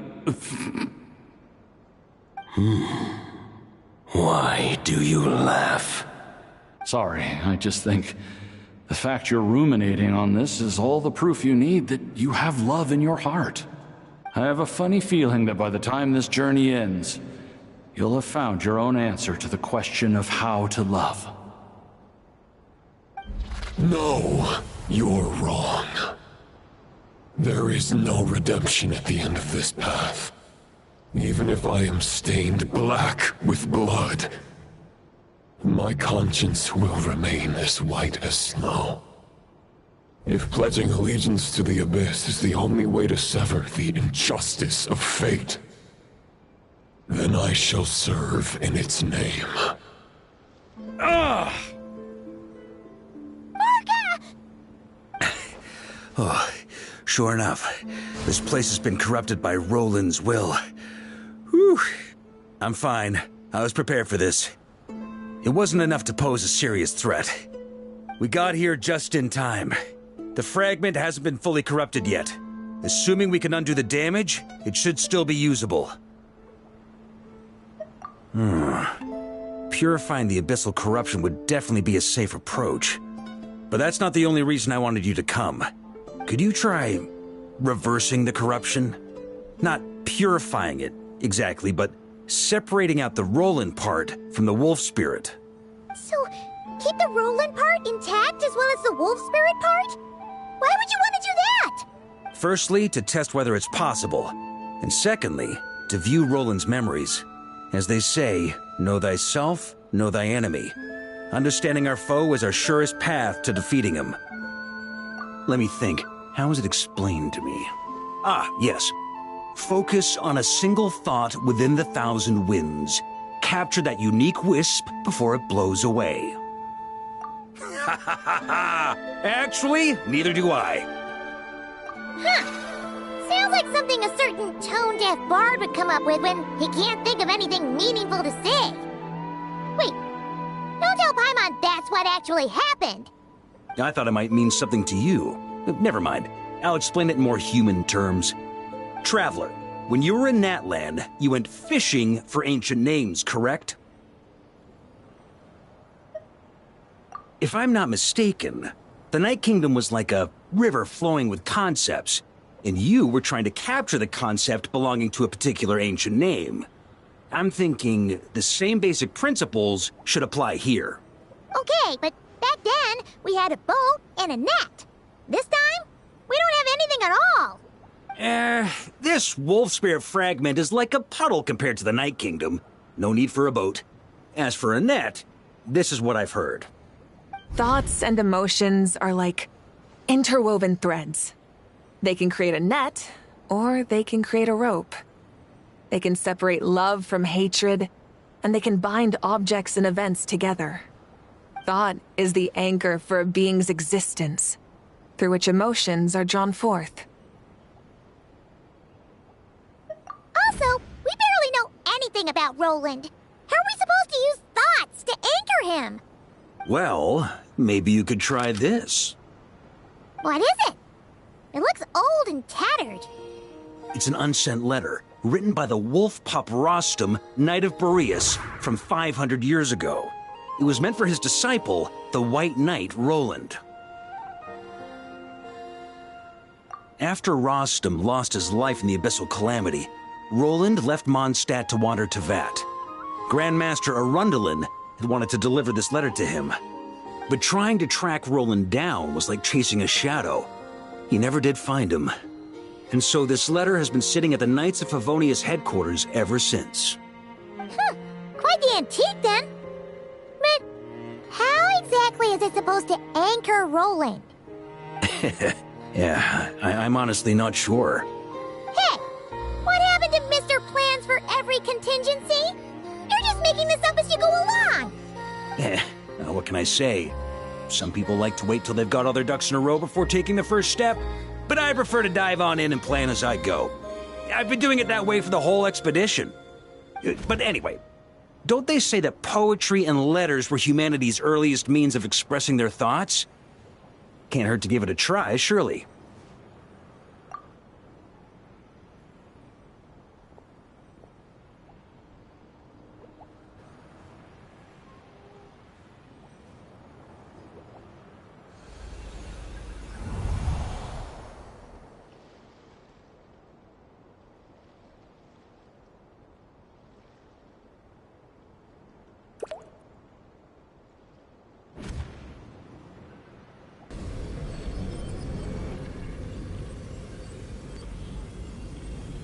Whoa. It actually worked? You really are making this up as you go along! So the assimilation of souls really can be reversed. Just like he said.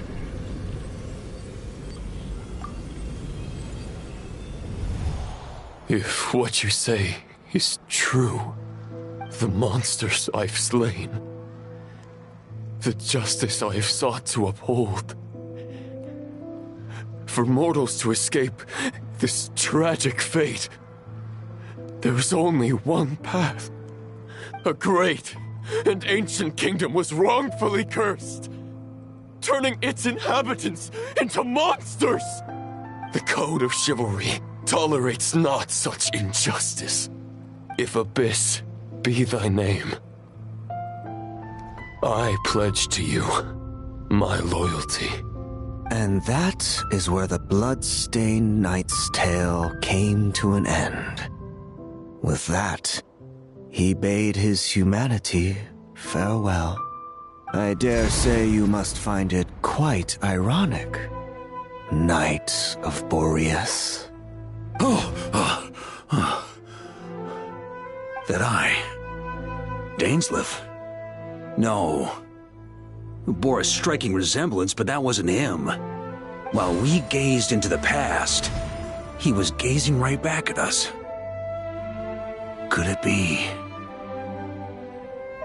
So that's what happened. After leaving Mondstadt and wandering the land, Roland ventured underground and saw a revelation from the Visionary. Once he had learned of Conria's fate, he saw the gods' judgment as the greatest injustice. So he surrendered himself to the Abyss, giving them his knowledge, his power, his everything. That's why the Abyss can replicate him. Uh-oh. Does this mean we have to take on the Visionary this time?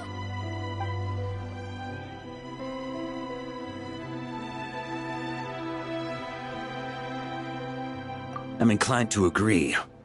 If our enemy could see the future, both the Wild Hunt and Roland would be acting with far more lethal precision. But even without the Visionary's input, Roland still has an intel advantage we can't afford to underestimate. Every minion of the Wild Hunt serves as Roland's eyes and ears. We need to think one step ahead if we want to outmaneuver him. And on that note, I have a plan I want to discuss with you.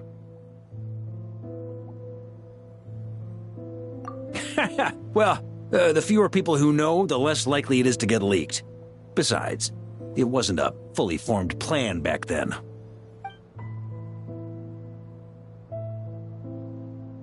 That about covers it. Sorry to ask so much of you again. No plan is free of risks. At least this one actually gives us a shot at fully eliminating the danger posed by this ancient god. Surely that's got to make the risk worth taking. If I fail, Anselm and Albedo can take the reins. Not to mention we still have Jean in Mondstadt. Oh, there has to be another way! Like a backup plan? If only there were. But I don't think our enemy will give us enough time to find one. Hey! Are you guys done here yet? Ah, Yehoda! Yes, we've successfully retrieved the Wolf Spirit fragment here. Any progress with Fragment 3? Nope. It's a total disaster. More Wild Hunt monsters than I've seen in my whole life. We need backup urgently. Come quick. Come on, we're out of time. You'll just have to trust me on this one.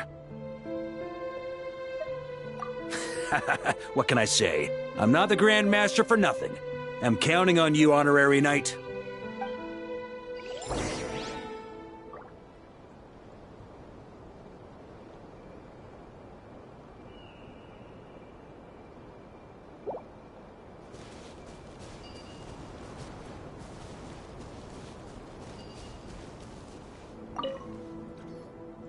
Fill me in. What's the situation? We ran into resistance almost as soon as we set off.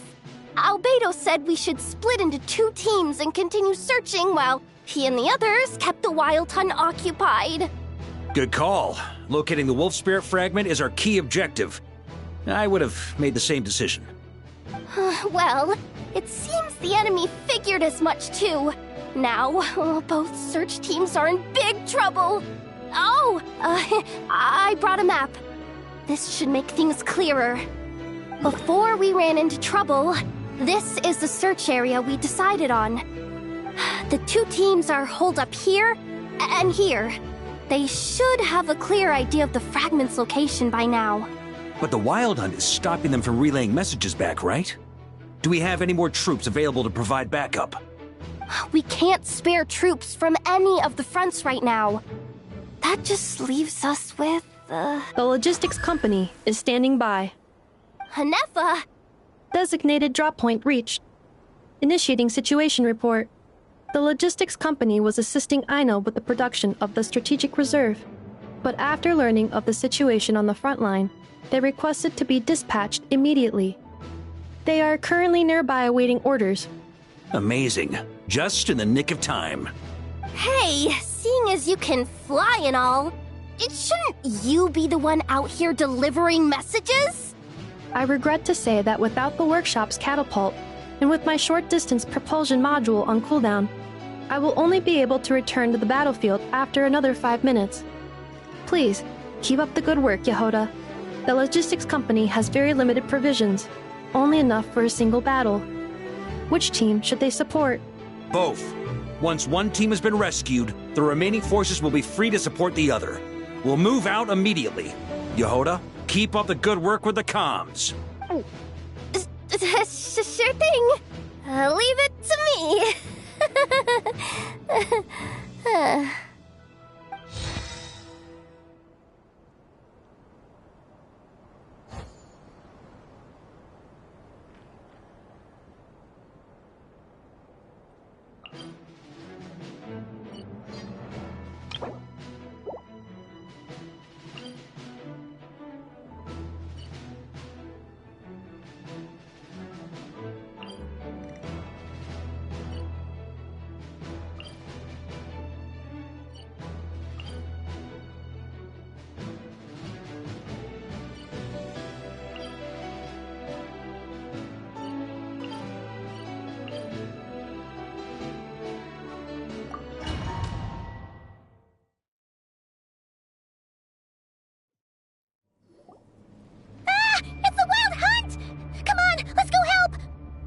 Something's not right.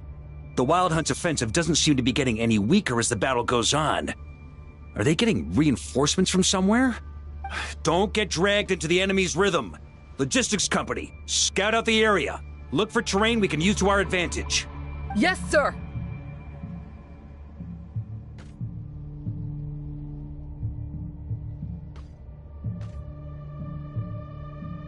Reporting in, sir. We've identified viable sites for deploying explosives. Good. Wait for my signal.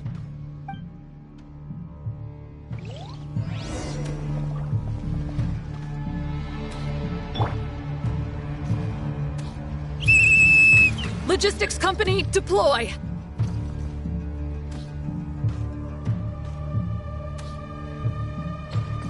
On me.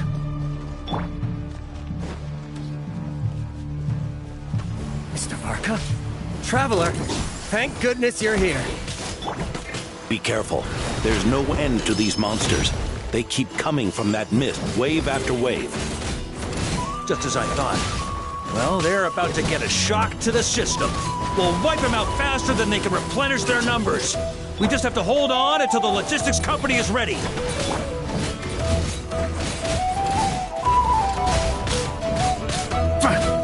That's gonna leave a scar. Is that the signal to say they're ready?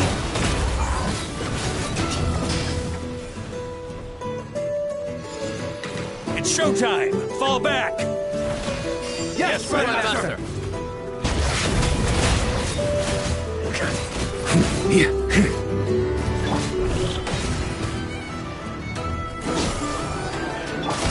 Charge!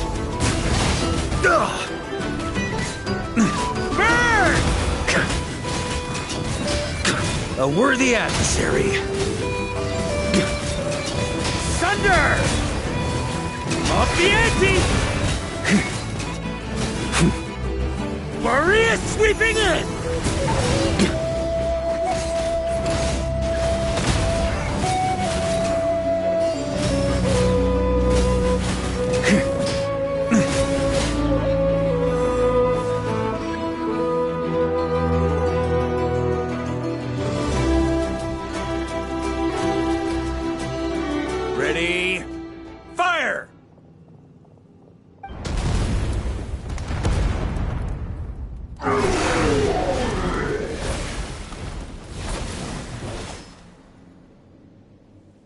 The enemy has sustained heavy casualties. Should be a while before they're strong enough to pose a real threat again. Brave knights, on behalf of the Lightkeepers, I thank you for your assistance.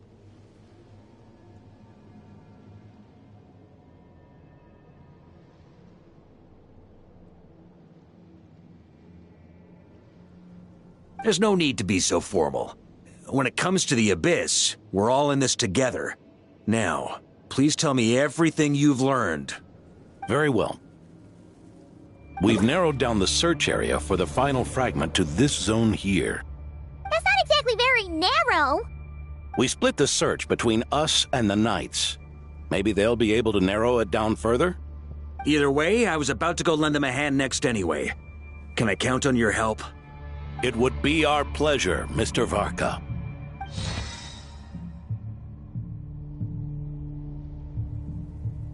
We've run right through our supplies. We'll stay here and deal with any wild hunt that tries to stage a comeback. Now that they've lost their numerical advantage, they're no match for us. Focus on supporting the other team.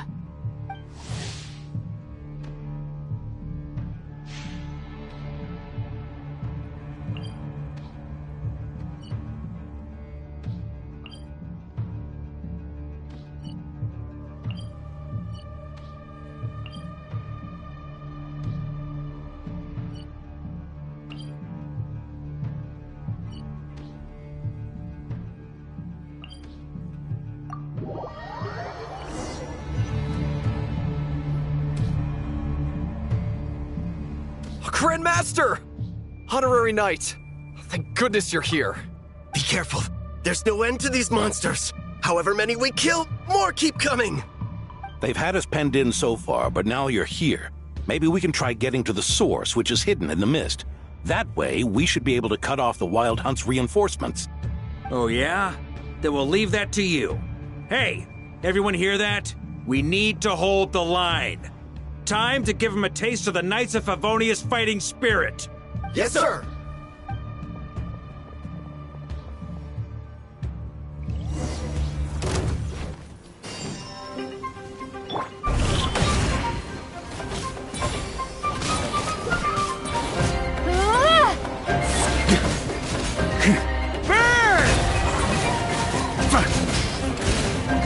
Charge!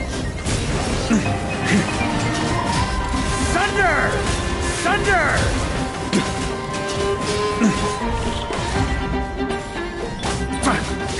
Burn!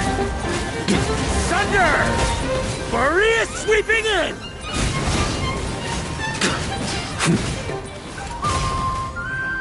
Hey, they're running out of steam. Now's your chance. Affirmative. Sorry to keep you waiting. That's their source. It was hidden in the mist. If we destroy that, the Wild Hunt won't be able to summon any more reinforcements.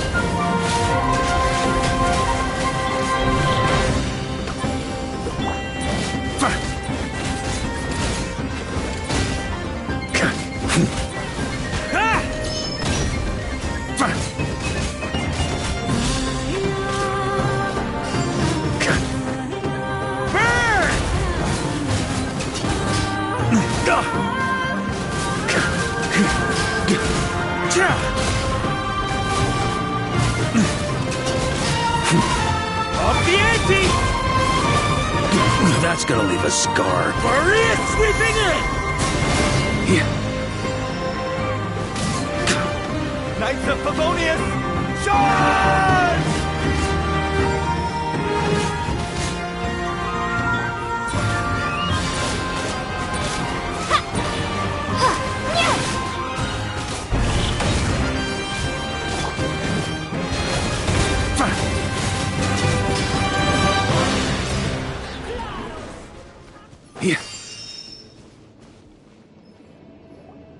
Ooh, I'm glad that's finally over. Use this time to catch your breath and fill me in on everything you've learned. Yes, sir. We've narrowed down the search area for the final fragment to this zone here. Yes! Now it feels like we're finally closing in on our target. I'll say. We're sure to face fierce resistance from the Wild Hunt, though. Do you still have the strength to keep fighting with us? Absolutely. Good to go, Grandmaster. Much obliged. All right, the target is just up ahead. Move out!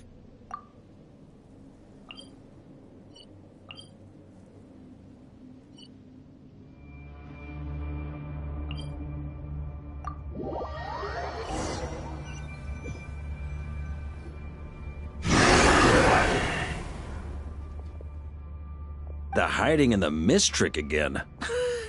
These guys must be easily amused. You all know the drill. The Knights of Favonius will engage the enemy while the Lightkeepers dispel the mist. Everyone, follow my signals. Yes, sir!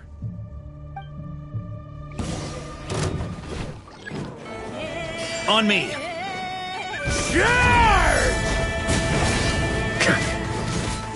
Burn! Huh? Thunder! Up the ante! Lightkeepers, prepare to dispel the mist.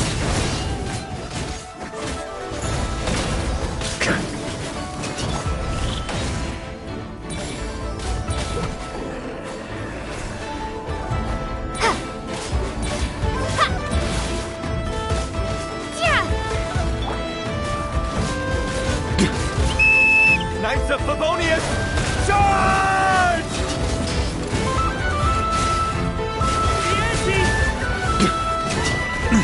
Charge!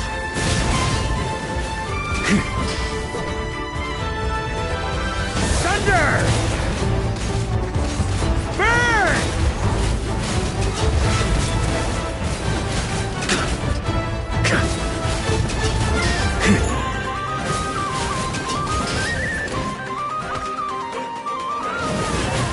Maria sweeping in!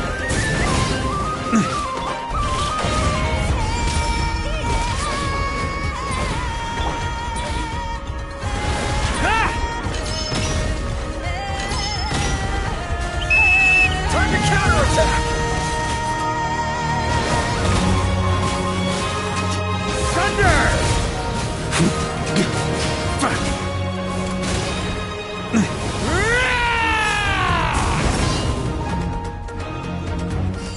Huh?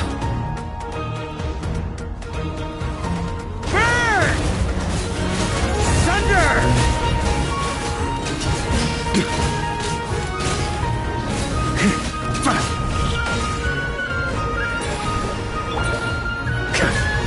Charge! Burn! Up the ante! Rally to the Grandmaster! Charge!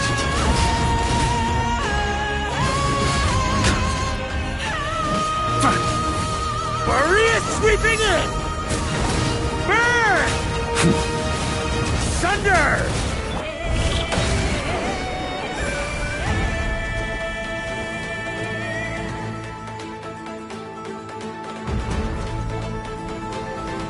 Ugh! This wild hunt doesn't know when to give up! Traveler! Mr. Varka, leave this to us. Just like last time. Only a Knight of Boreas can deal with a wolf spirit, right? Don't underestimate us, Grandmaster. We can hold our own.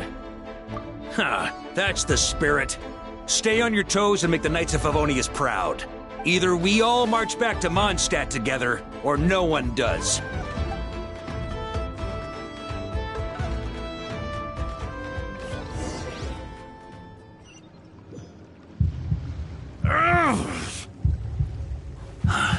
The final fragment is right there. Don't let me down.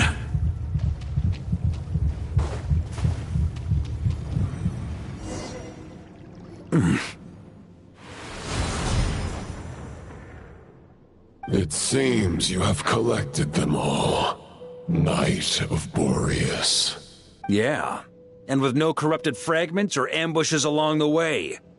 I have to commend your chivalry, Sir Roland. A true knight does not resort to underhanded tactics. Were this body not a false one created by the Wild Hunt, Nor would I countenance those monsters to taint our duel with their presence. If you need a moment to rest, take it. Victory will be mine, regardless of whether the path to it is the one I would wish for. Save your breath! If you want to fight, let's fight! As you wish. Then let us settle our unfinished duel, here and now.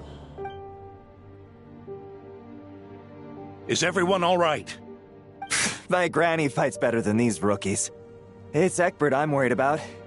You still alive? For a moment there, I thought I might never taste the sweet wine of Mondstadt again. Hey, stay put, you guys. Leave the rest to us. Forget us. We can take care of ourselves. You're the only one still standing. Honorary Knight, find the Grand Master.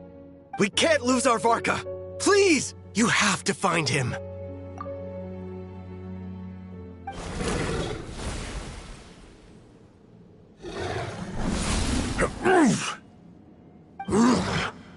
You're holding back, Knight of Boreas. I can tell you do not wish to strike me down. This duel does no justice to the way of chivalry. I wield the power of a god, while you dare not swing your sword with true intent. If you continue on this path, you will die.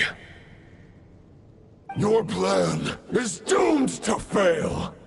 How can a helpless lamb hope to tame the heart of a wolf, when the wolf has seen through the lamb's plan? Ha ha ha! You're on to me already, huh? Andreas's question, Boreas's answer, the means to bear a soul. I knew it all 500 years ago. Though the false path may be wide and welcoming, only destruction lies at its end. It is time to crush your futile hope!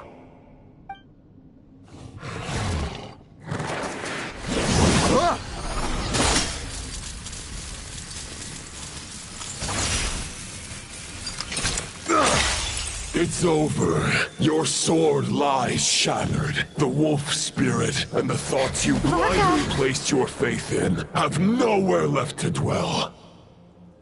Join me and pledge your allegiance to the abyss, Knight of Boreas. One day you will understand that the only righteous path for those of true virtue is the path of darkest truths. For the next part, it's over to you. Outlander who caught the wind.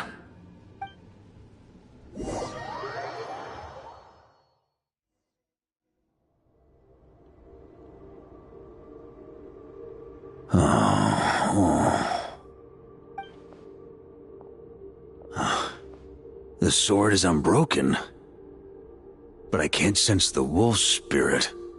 Looks like I'm no longer in reality. This must be a space built from the entangled consciousnesses of Boreas and Roland. There's no way back. And all that lies ahead is the wolf's maw. Guess the only way is through.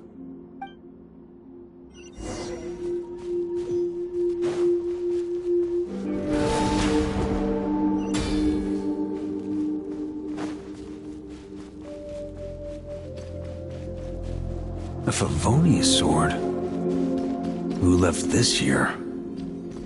Lonely warrior. Take me to see him.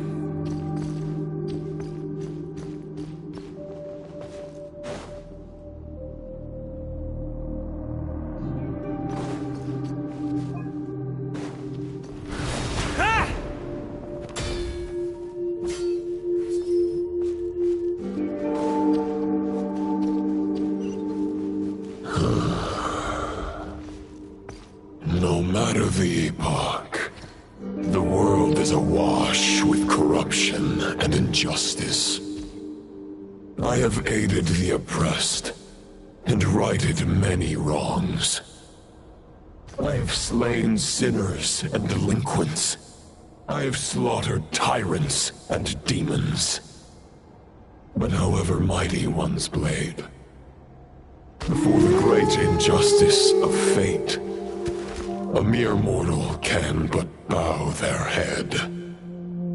There is only one way to save them. Who are you really trying to convince?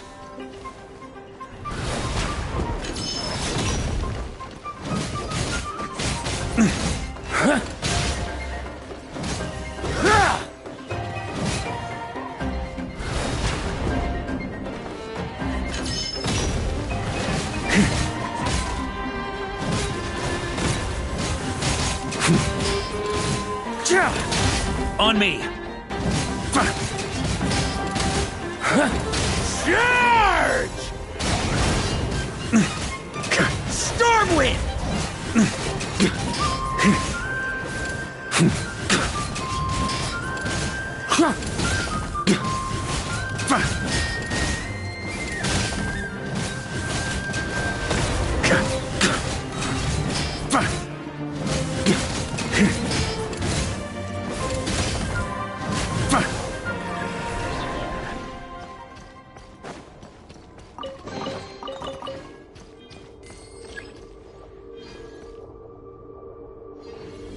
Is this the Fairest Shadow?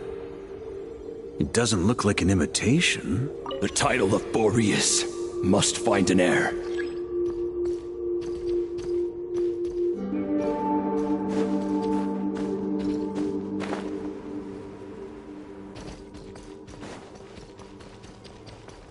The scent that reeks of blood appears to be getting stronger.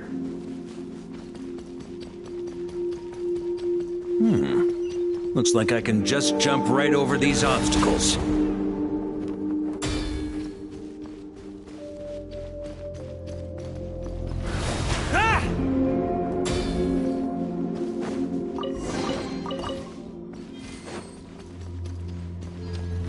Try to keep up! Huh?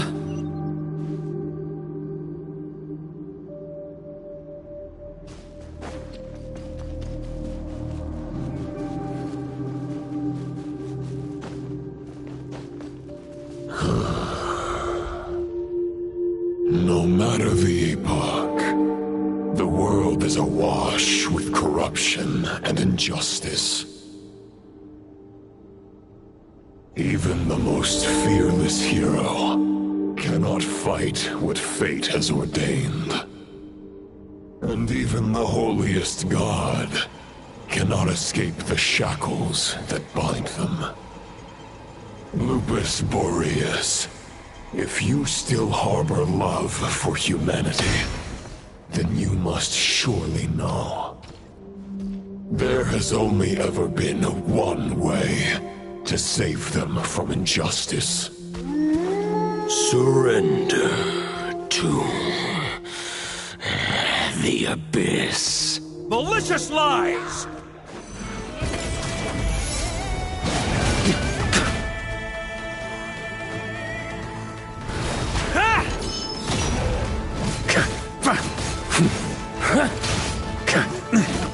Stormwind! Charge!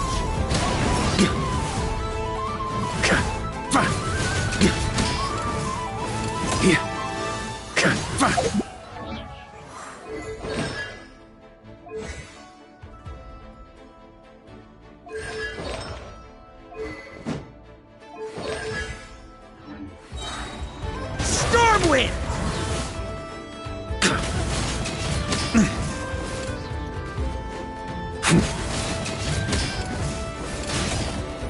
Boreas sweeping in! Stormwind! Charge!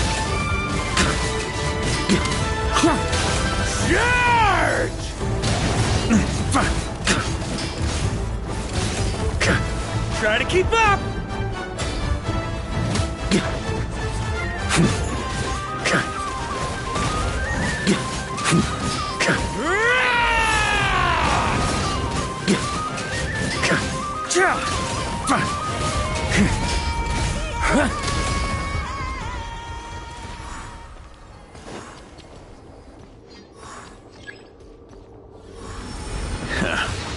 My old friend. This is not where your path ends. You must continue on.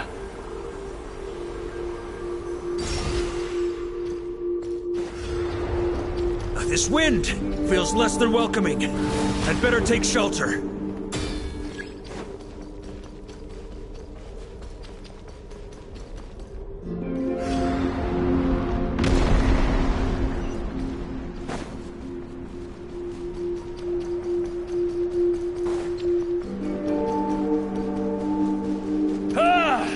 I can't hide from it!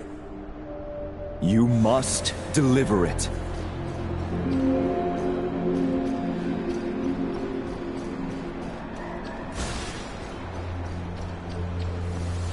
Your path cannot end here.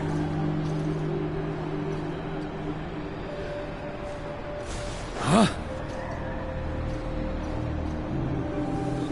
You draw near to the heart of the wolf.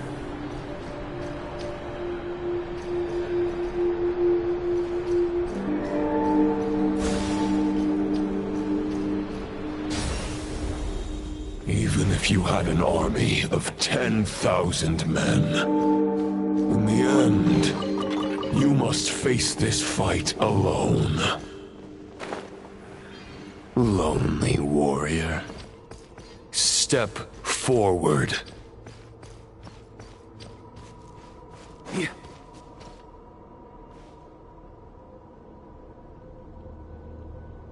Is this the heart of the wolf?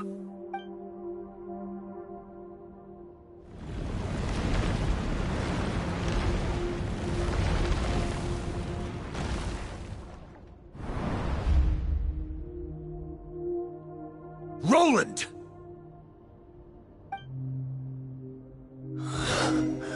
After countless bloody battles, trials, tribulations, and hardships, I, with my mortal flesh and blade, attained power to rival that of the gods. But you know better than I that a mortal's prime is fleeting.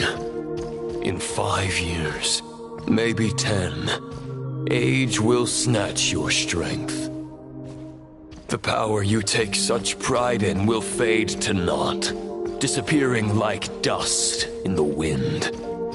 Your fame will be as fleeting as firewood beneath the starry sky, lit at dusk, dead by dawn, utterly insignificant. Oh yeah? Be that as it may, the fires that burn down here blaze more brilliantly than the light of 1,000 stars.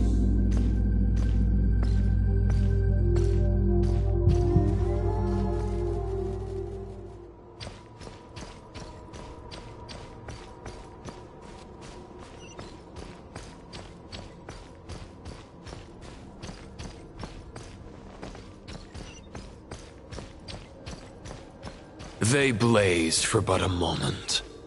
100 years from now, your earthly flame will be long snuffed out. And those you once illuminated will be left cowering in the cold and empty night. Ha! No. They'll remember me in 100 years, just as I remember all of you from centuries ago. That's the thing about firewood. From the embers of a dying flame, a new fire arises, burning bigger and brighter than ever before.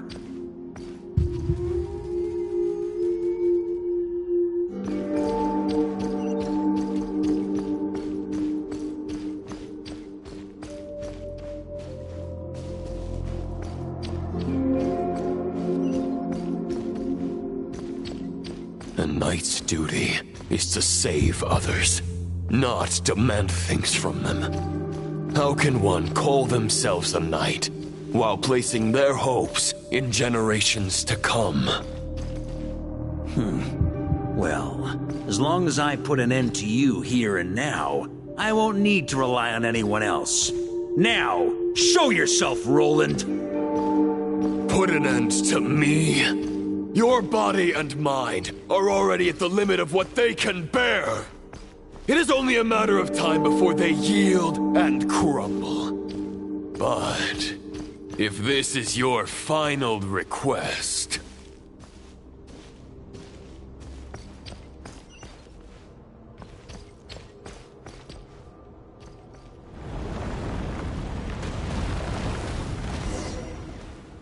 I shall do as you wish, Knight of Boreas.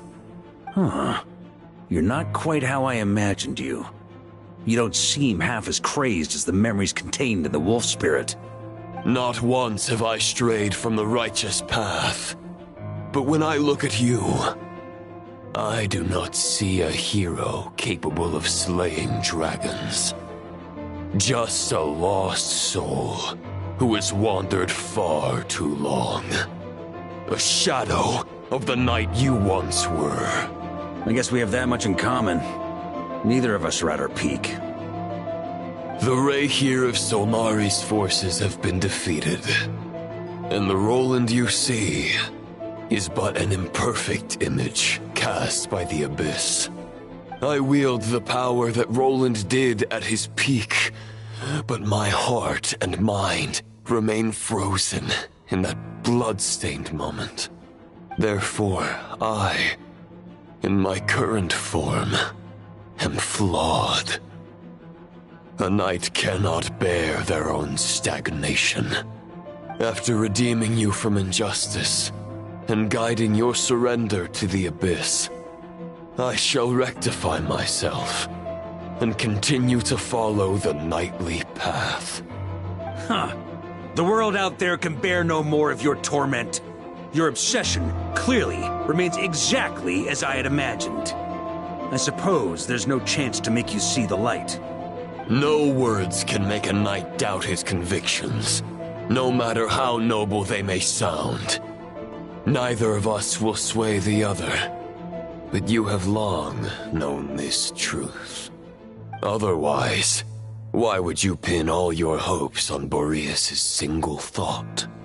But now the blade that once housed the wolf spirit has been shattered, and all you hold is a phantom that bears its form. You no longer have the means to change the situation, and no one will come to your rescue. This place shall be your graveyard, lonely warrior. Huh. Maybe you're partly right. But I think I might just have a shot at a rescue. What do you mean? There's only one person's mind I need to change, and it isn't yours. Forgetting where we are? This is the heart of Andrias, god of the North Wind.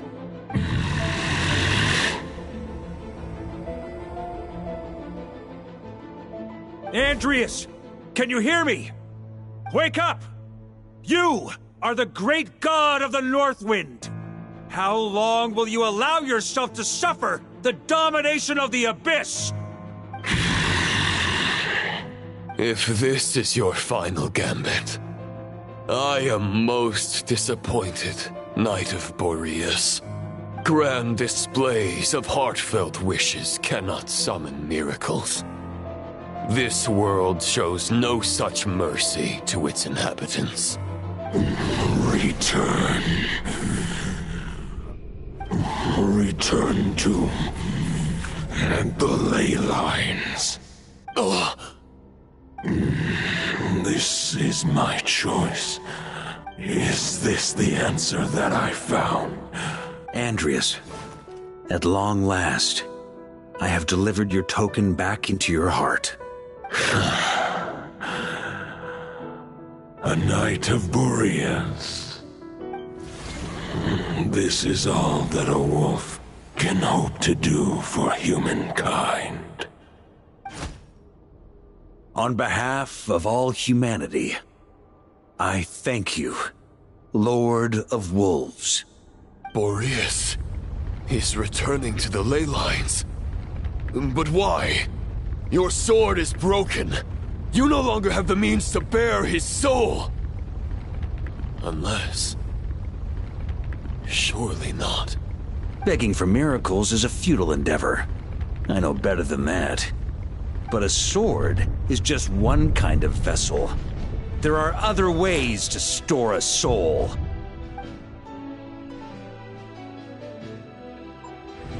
The Dominator of Wolves once bestowed the power of his soul upon his pack, strengthening their hearts and sharpening their claws and fangs.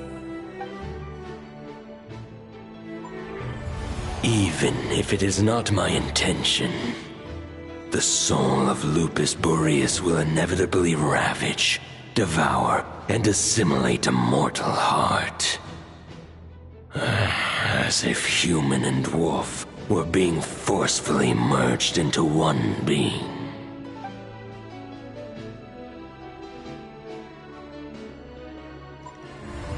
If a mortal heart is to bear the soul of a god, this is a path that cannot be retraced. Yet, I shall not dissuade a knight from embarking on the quest of his own choosing. Your heart, your soul, they are collapsing. Now I see. You were wondering how a lamb could tame the heart of a wolf, isn't that right? Here's my answer.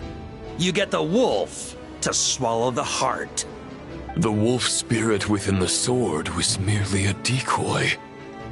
The true thoughts and memories were carried within your heart. To avoid arousing my suspicion, you deliberately allowed Lupus Boreas' soul to assimilate your own, then be devoured by me. But how did you have the strength to fight while bearing such a great burden? Compared to Lupus Boreas' decision, my sacrifice is nothing. You have a stubborn will, and employed an exceptional strategy. But this is not the way a true knight fights. The choice you have made is a flawed one. Your soul is now merged with that of Andreas. When he fully joins the ley lines, you too will fall. Neither Barbados nor the Traveler will be able to anchor your soul from within the ley lines, let alone rescue you. You have lost, and so have I. Regrettably, may your soul rest in peace with Boreas, lonely warrior. Haha, lonely? Sorry to disappoint you, but as much as it sounded like the perfect ending for both of us to return to the ley lines together, the fact is that, unlike the true Roland of the past, I still have fine wine and good friends to get back to. They're looking forward to my triumphant return. I'm not ready to accept my fate just yet. Ding dong! You've got mail!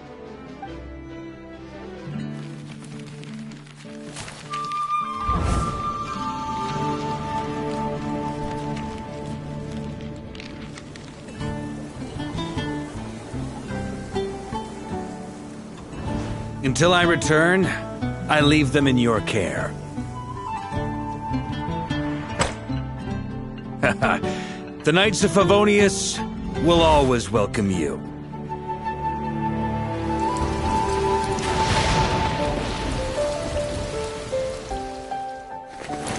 Come on, to Mondstadt.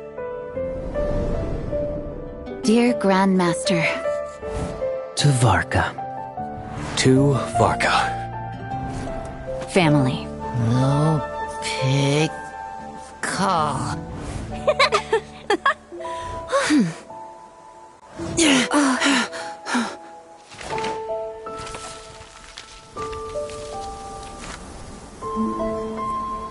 Poetry and letters were humanity's earliest means of expressing their thoughts. Make sure they all get delivered, Outlander who caught the wind.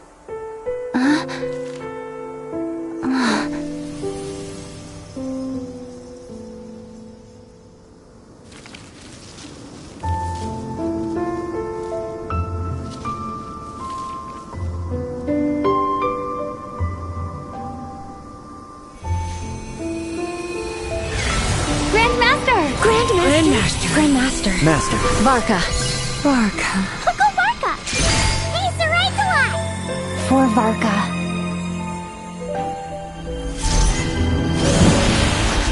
The thoughts of others anchor you, reversing the assimilation.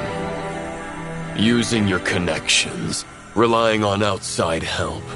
This is not the way of a knight. The Abyss can sustain me no longer. But now, countless souls who died unjustly will emerge to prevent your return. If you believe in your path, then grant them release. Carve your way out through bloodshed. Varka, mightiest knight of Boreas.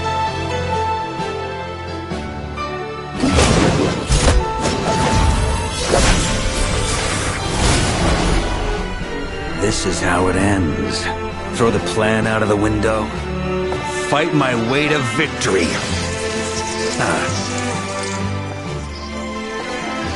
Well, that suits me just fine!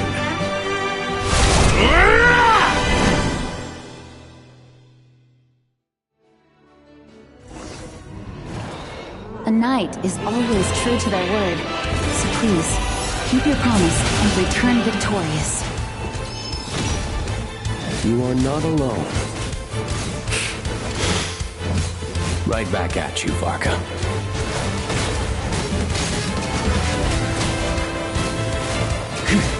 Maria sweeping in! Up the ante! Up the ante! Burn! The north wind blows southward. May it guide you on our journey home.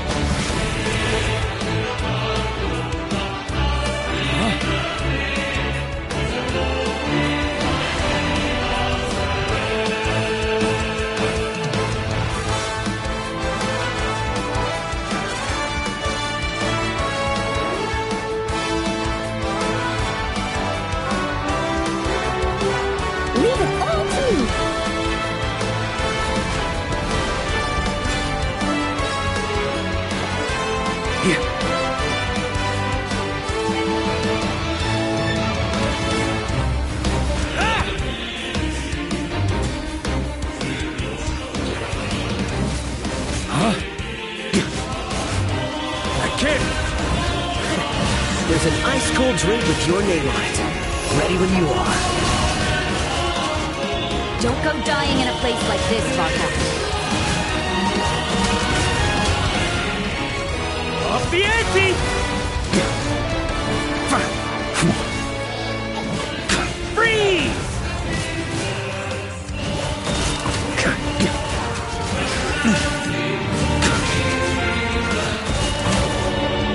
Maria sweeping in!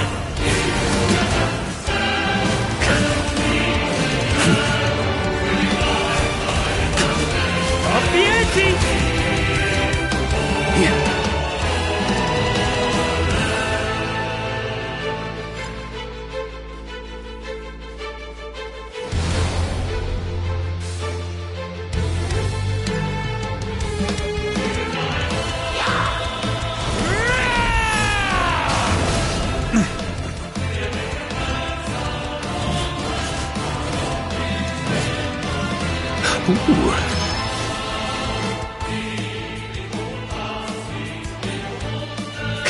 Stormwind!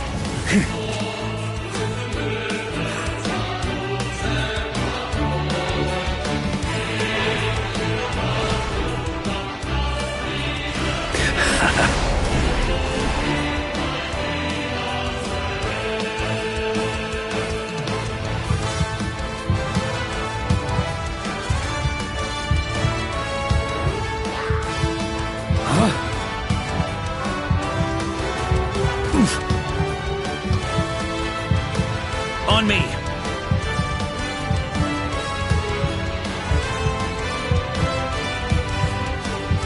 Stormwind!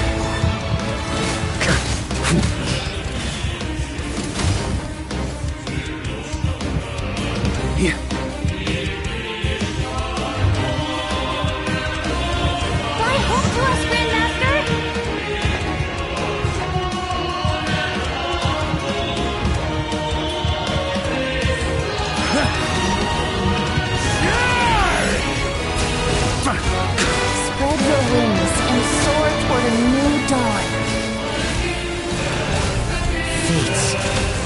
chosen Rubicon.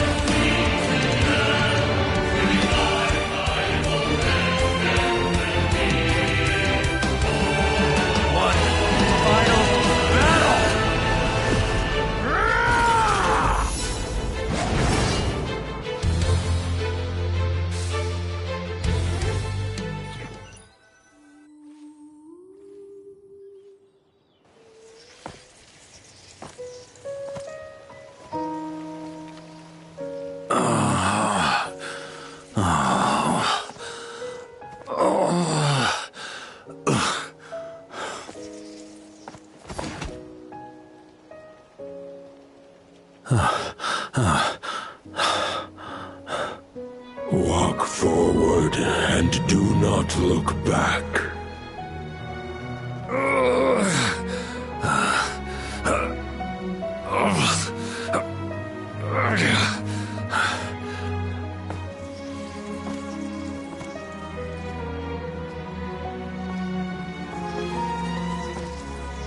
Varka, now I know the meaning of my name. After the lengths you've made everyone go for you, you'd better make sure to thank us all properly when you get back. You know, I have a lot of things to update you on, but they can wait until you're back. I have no intention of returning to the Knights of Favonius, but I trust you will find a way to manage on your own.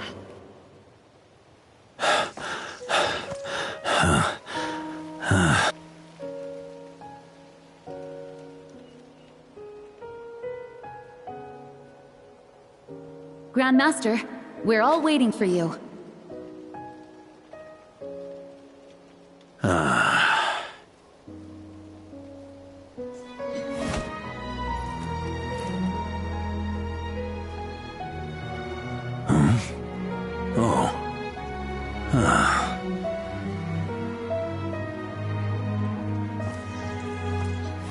I'm not doing too bad a job as Grandmaster, am I?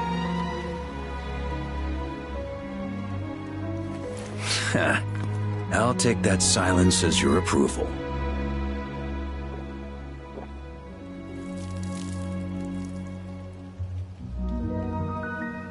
Everything you swore to protect with your lives, it's all still here, safe and sound. The Knights of Favonius, Mondstadt, and the oath sworn by every knight. I'll protect them all with my life. And so, I'll deliver that letter on your behalf.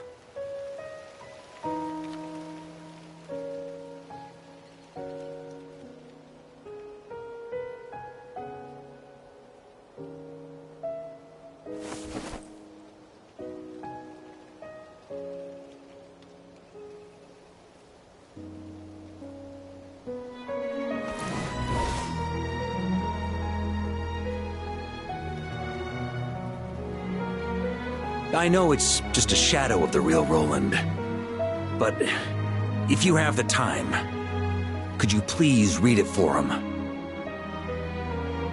Rostam and Arundelen, they never forgot you.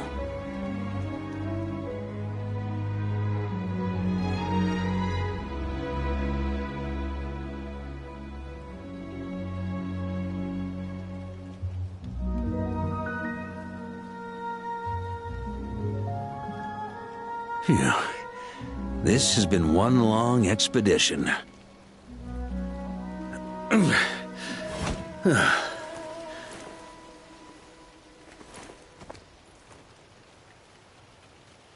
From here on out, I think I'll let the wind lead.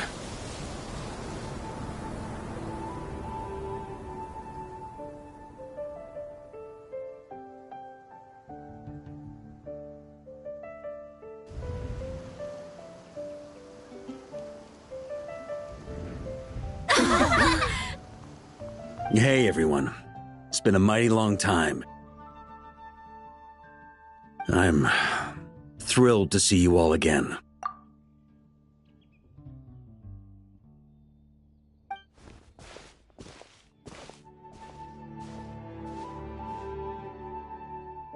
Welcome back, Grandmaster.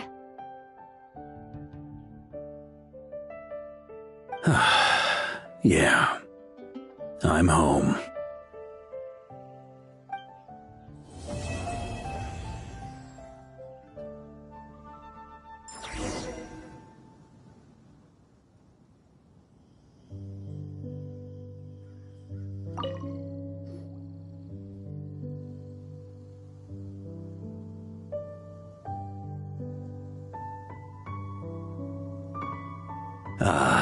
It's been a while since I felt this wind on my face. Just how I remember. So, is there anything you'd like to talk about? Now's your chance before I get dragged off to the office. The sword was just a decoy. I carried his soul in my own heart. That was the plan I was most certain would work.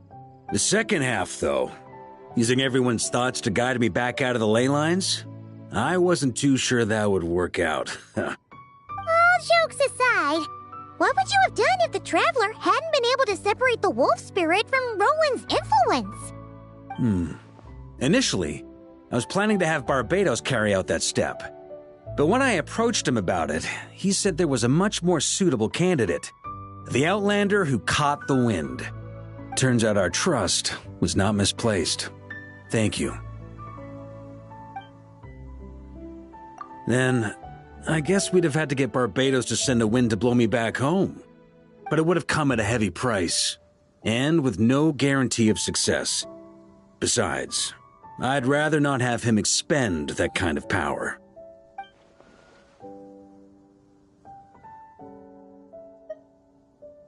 It's a good question. A glass of the finest dandelion wine, perhaps? No doubt I'd have to pay for it with a secret stash of cash in my office. You're dreaming if you think it would have come that cheap. It's been a while since I felt this wind on my face. Well, with the shadow of Roland vanquished, the Wild Hunt won't be able to consolidate their forces for the foreseeable future. A few knights will remain on rotation at the Nodcry stronghold, but everyone else will be sent home in waves. Albedo and Durin will come back with the first wave, so you should have the chance to see them again soon. It's been a while since I felt this wind on my face. My future. You may already have learned of this from Barbatos or the Hexen Circle, but I glimpsed a reflection of the future in Barbarloth's scryglass. Correct. Although as things stand now, I believe we may have changed the course of the future, thanks in no small part to you. Still, after I've tied up some loose ends with the Knights of Favonius, I'll need to make another trip back north. There's still a lot of work to be done at the Nodcry stronghold. Besides, the first group of knights who volunteered to stay there have yet to be relieved of their duty. How could I simply abandon them? Ah, how noble. But be honest, your main reason for going back to Nodcry is so you can dump all your work here on Jean again, isn't it? Wait, seriously?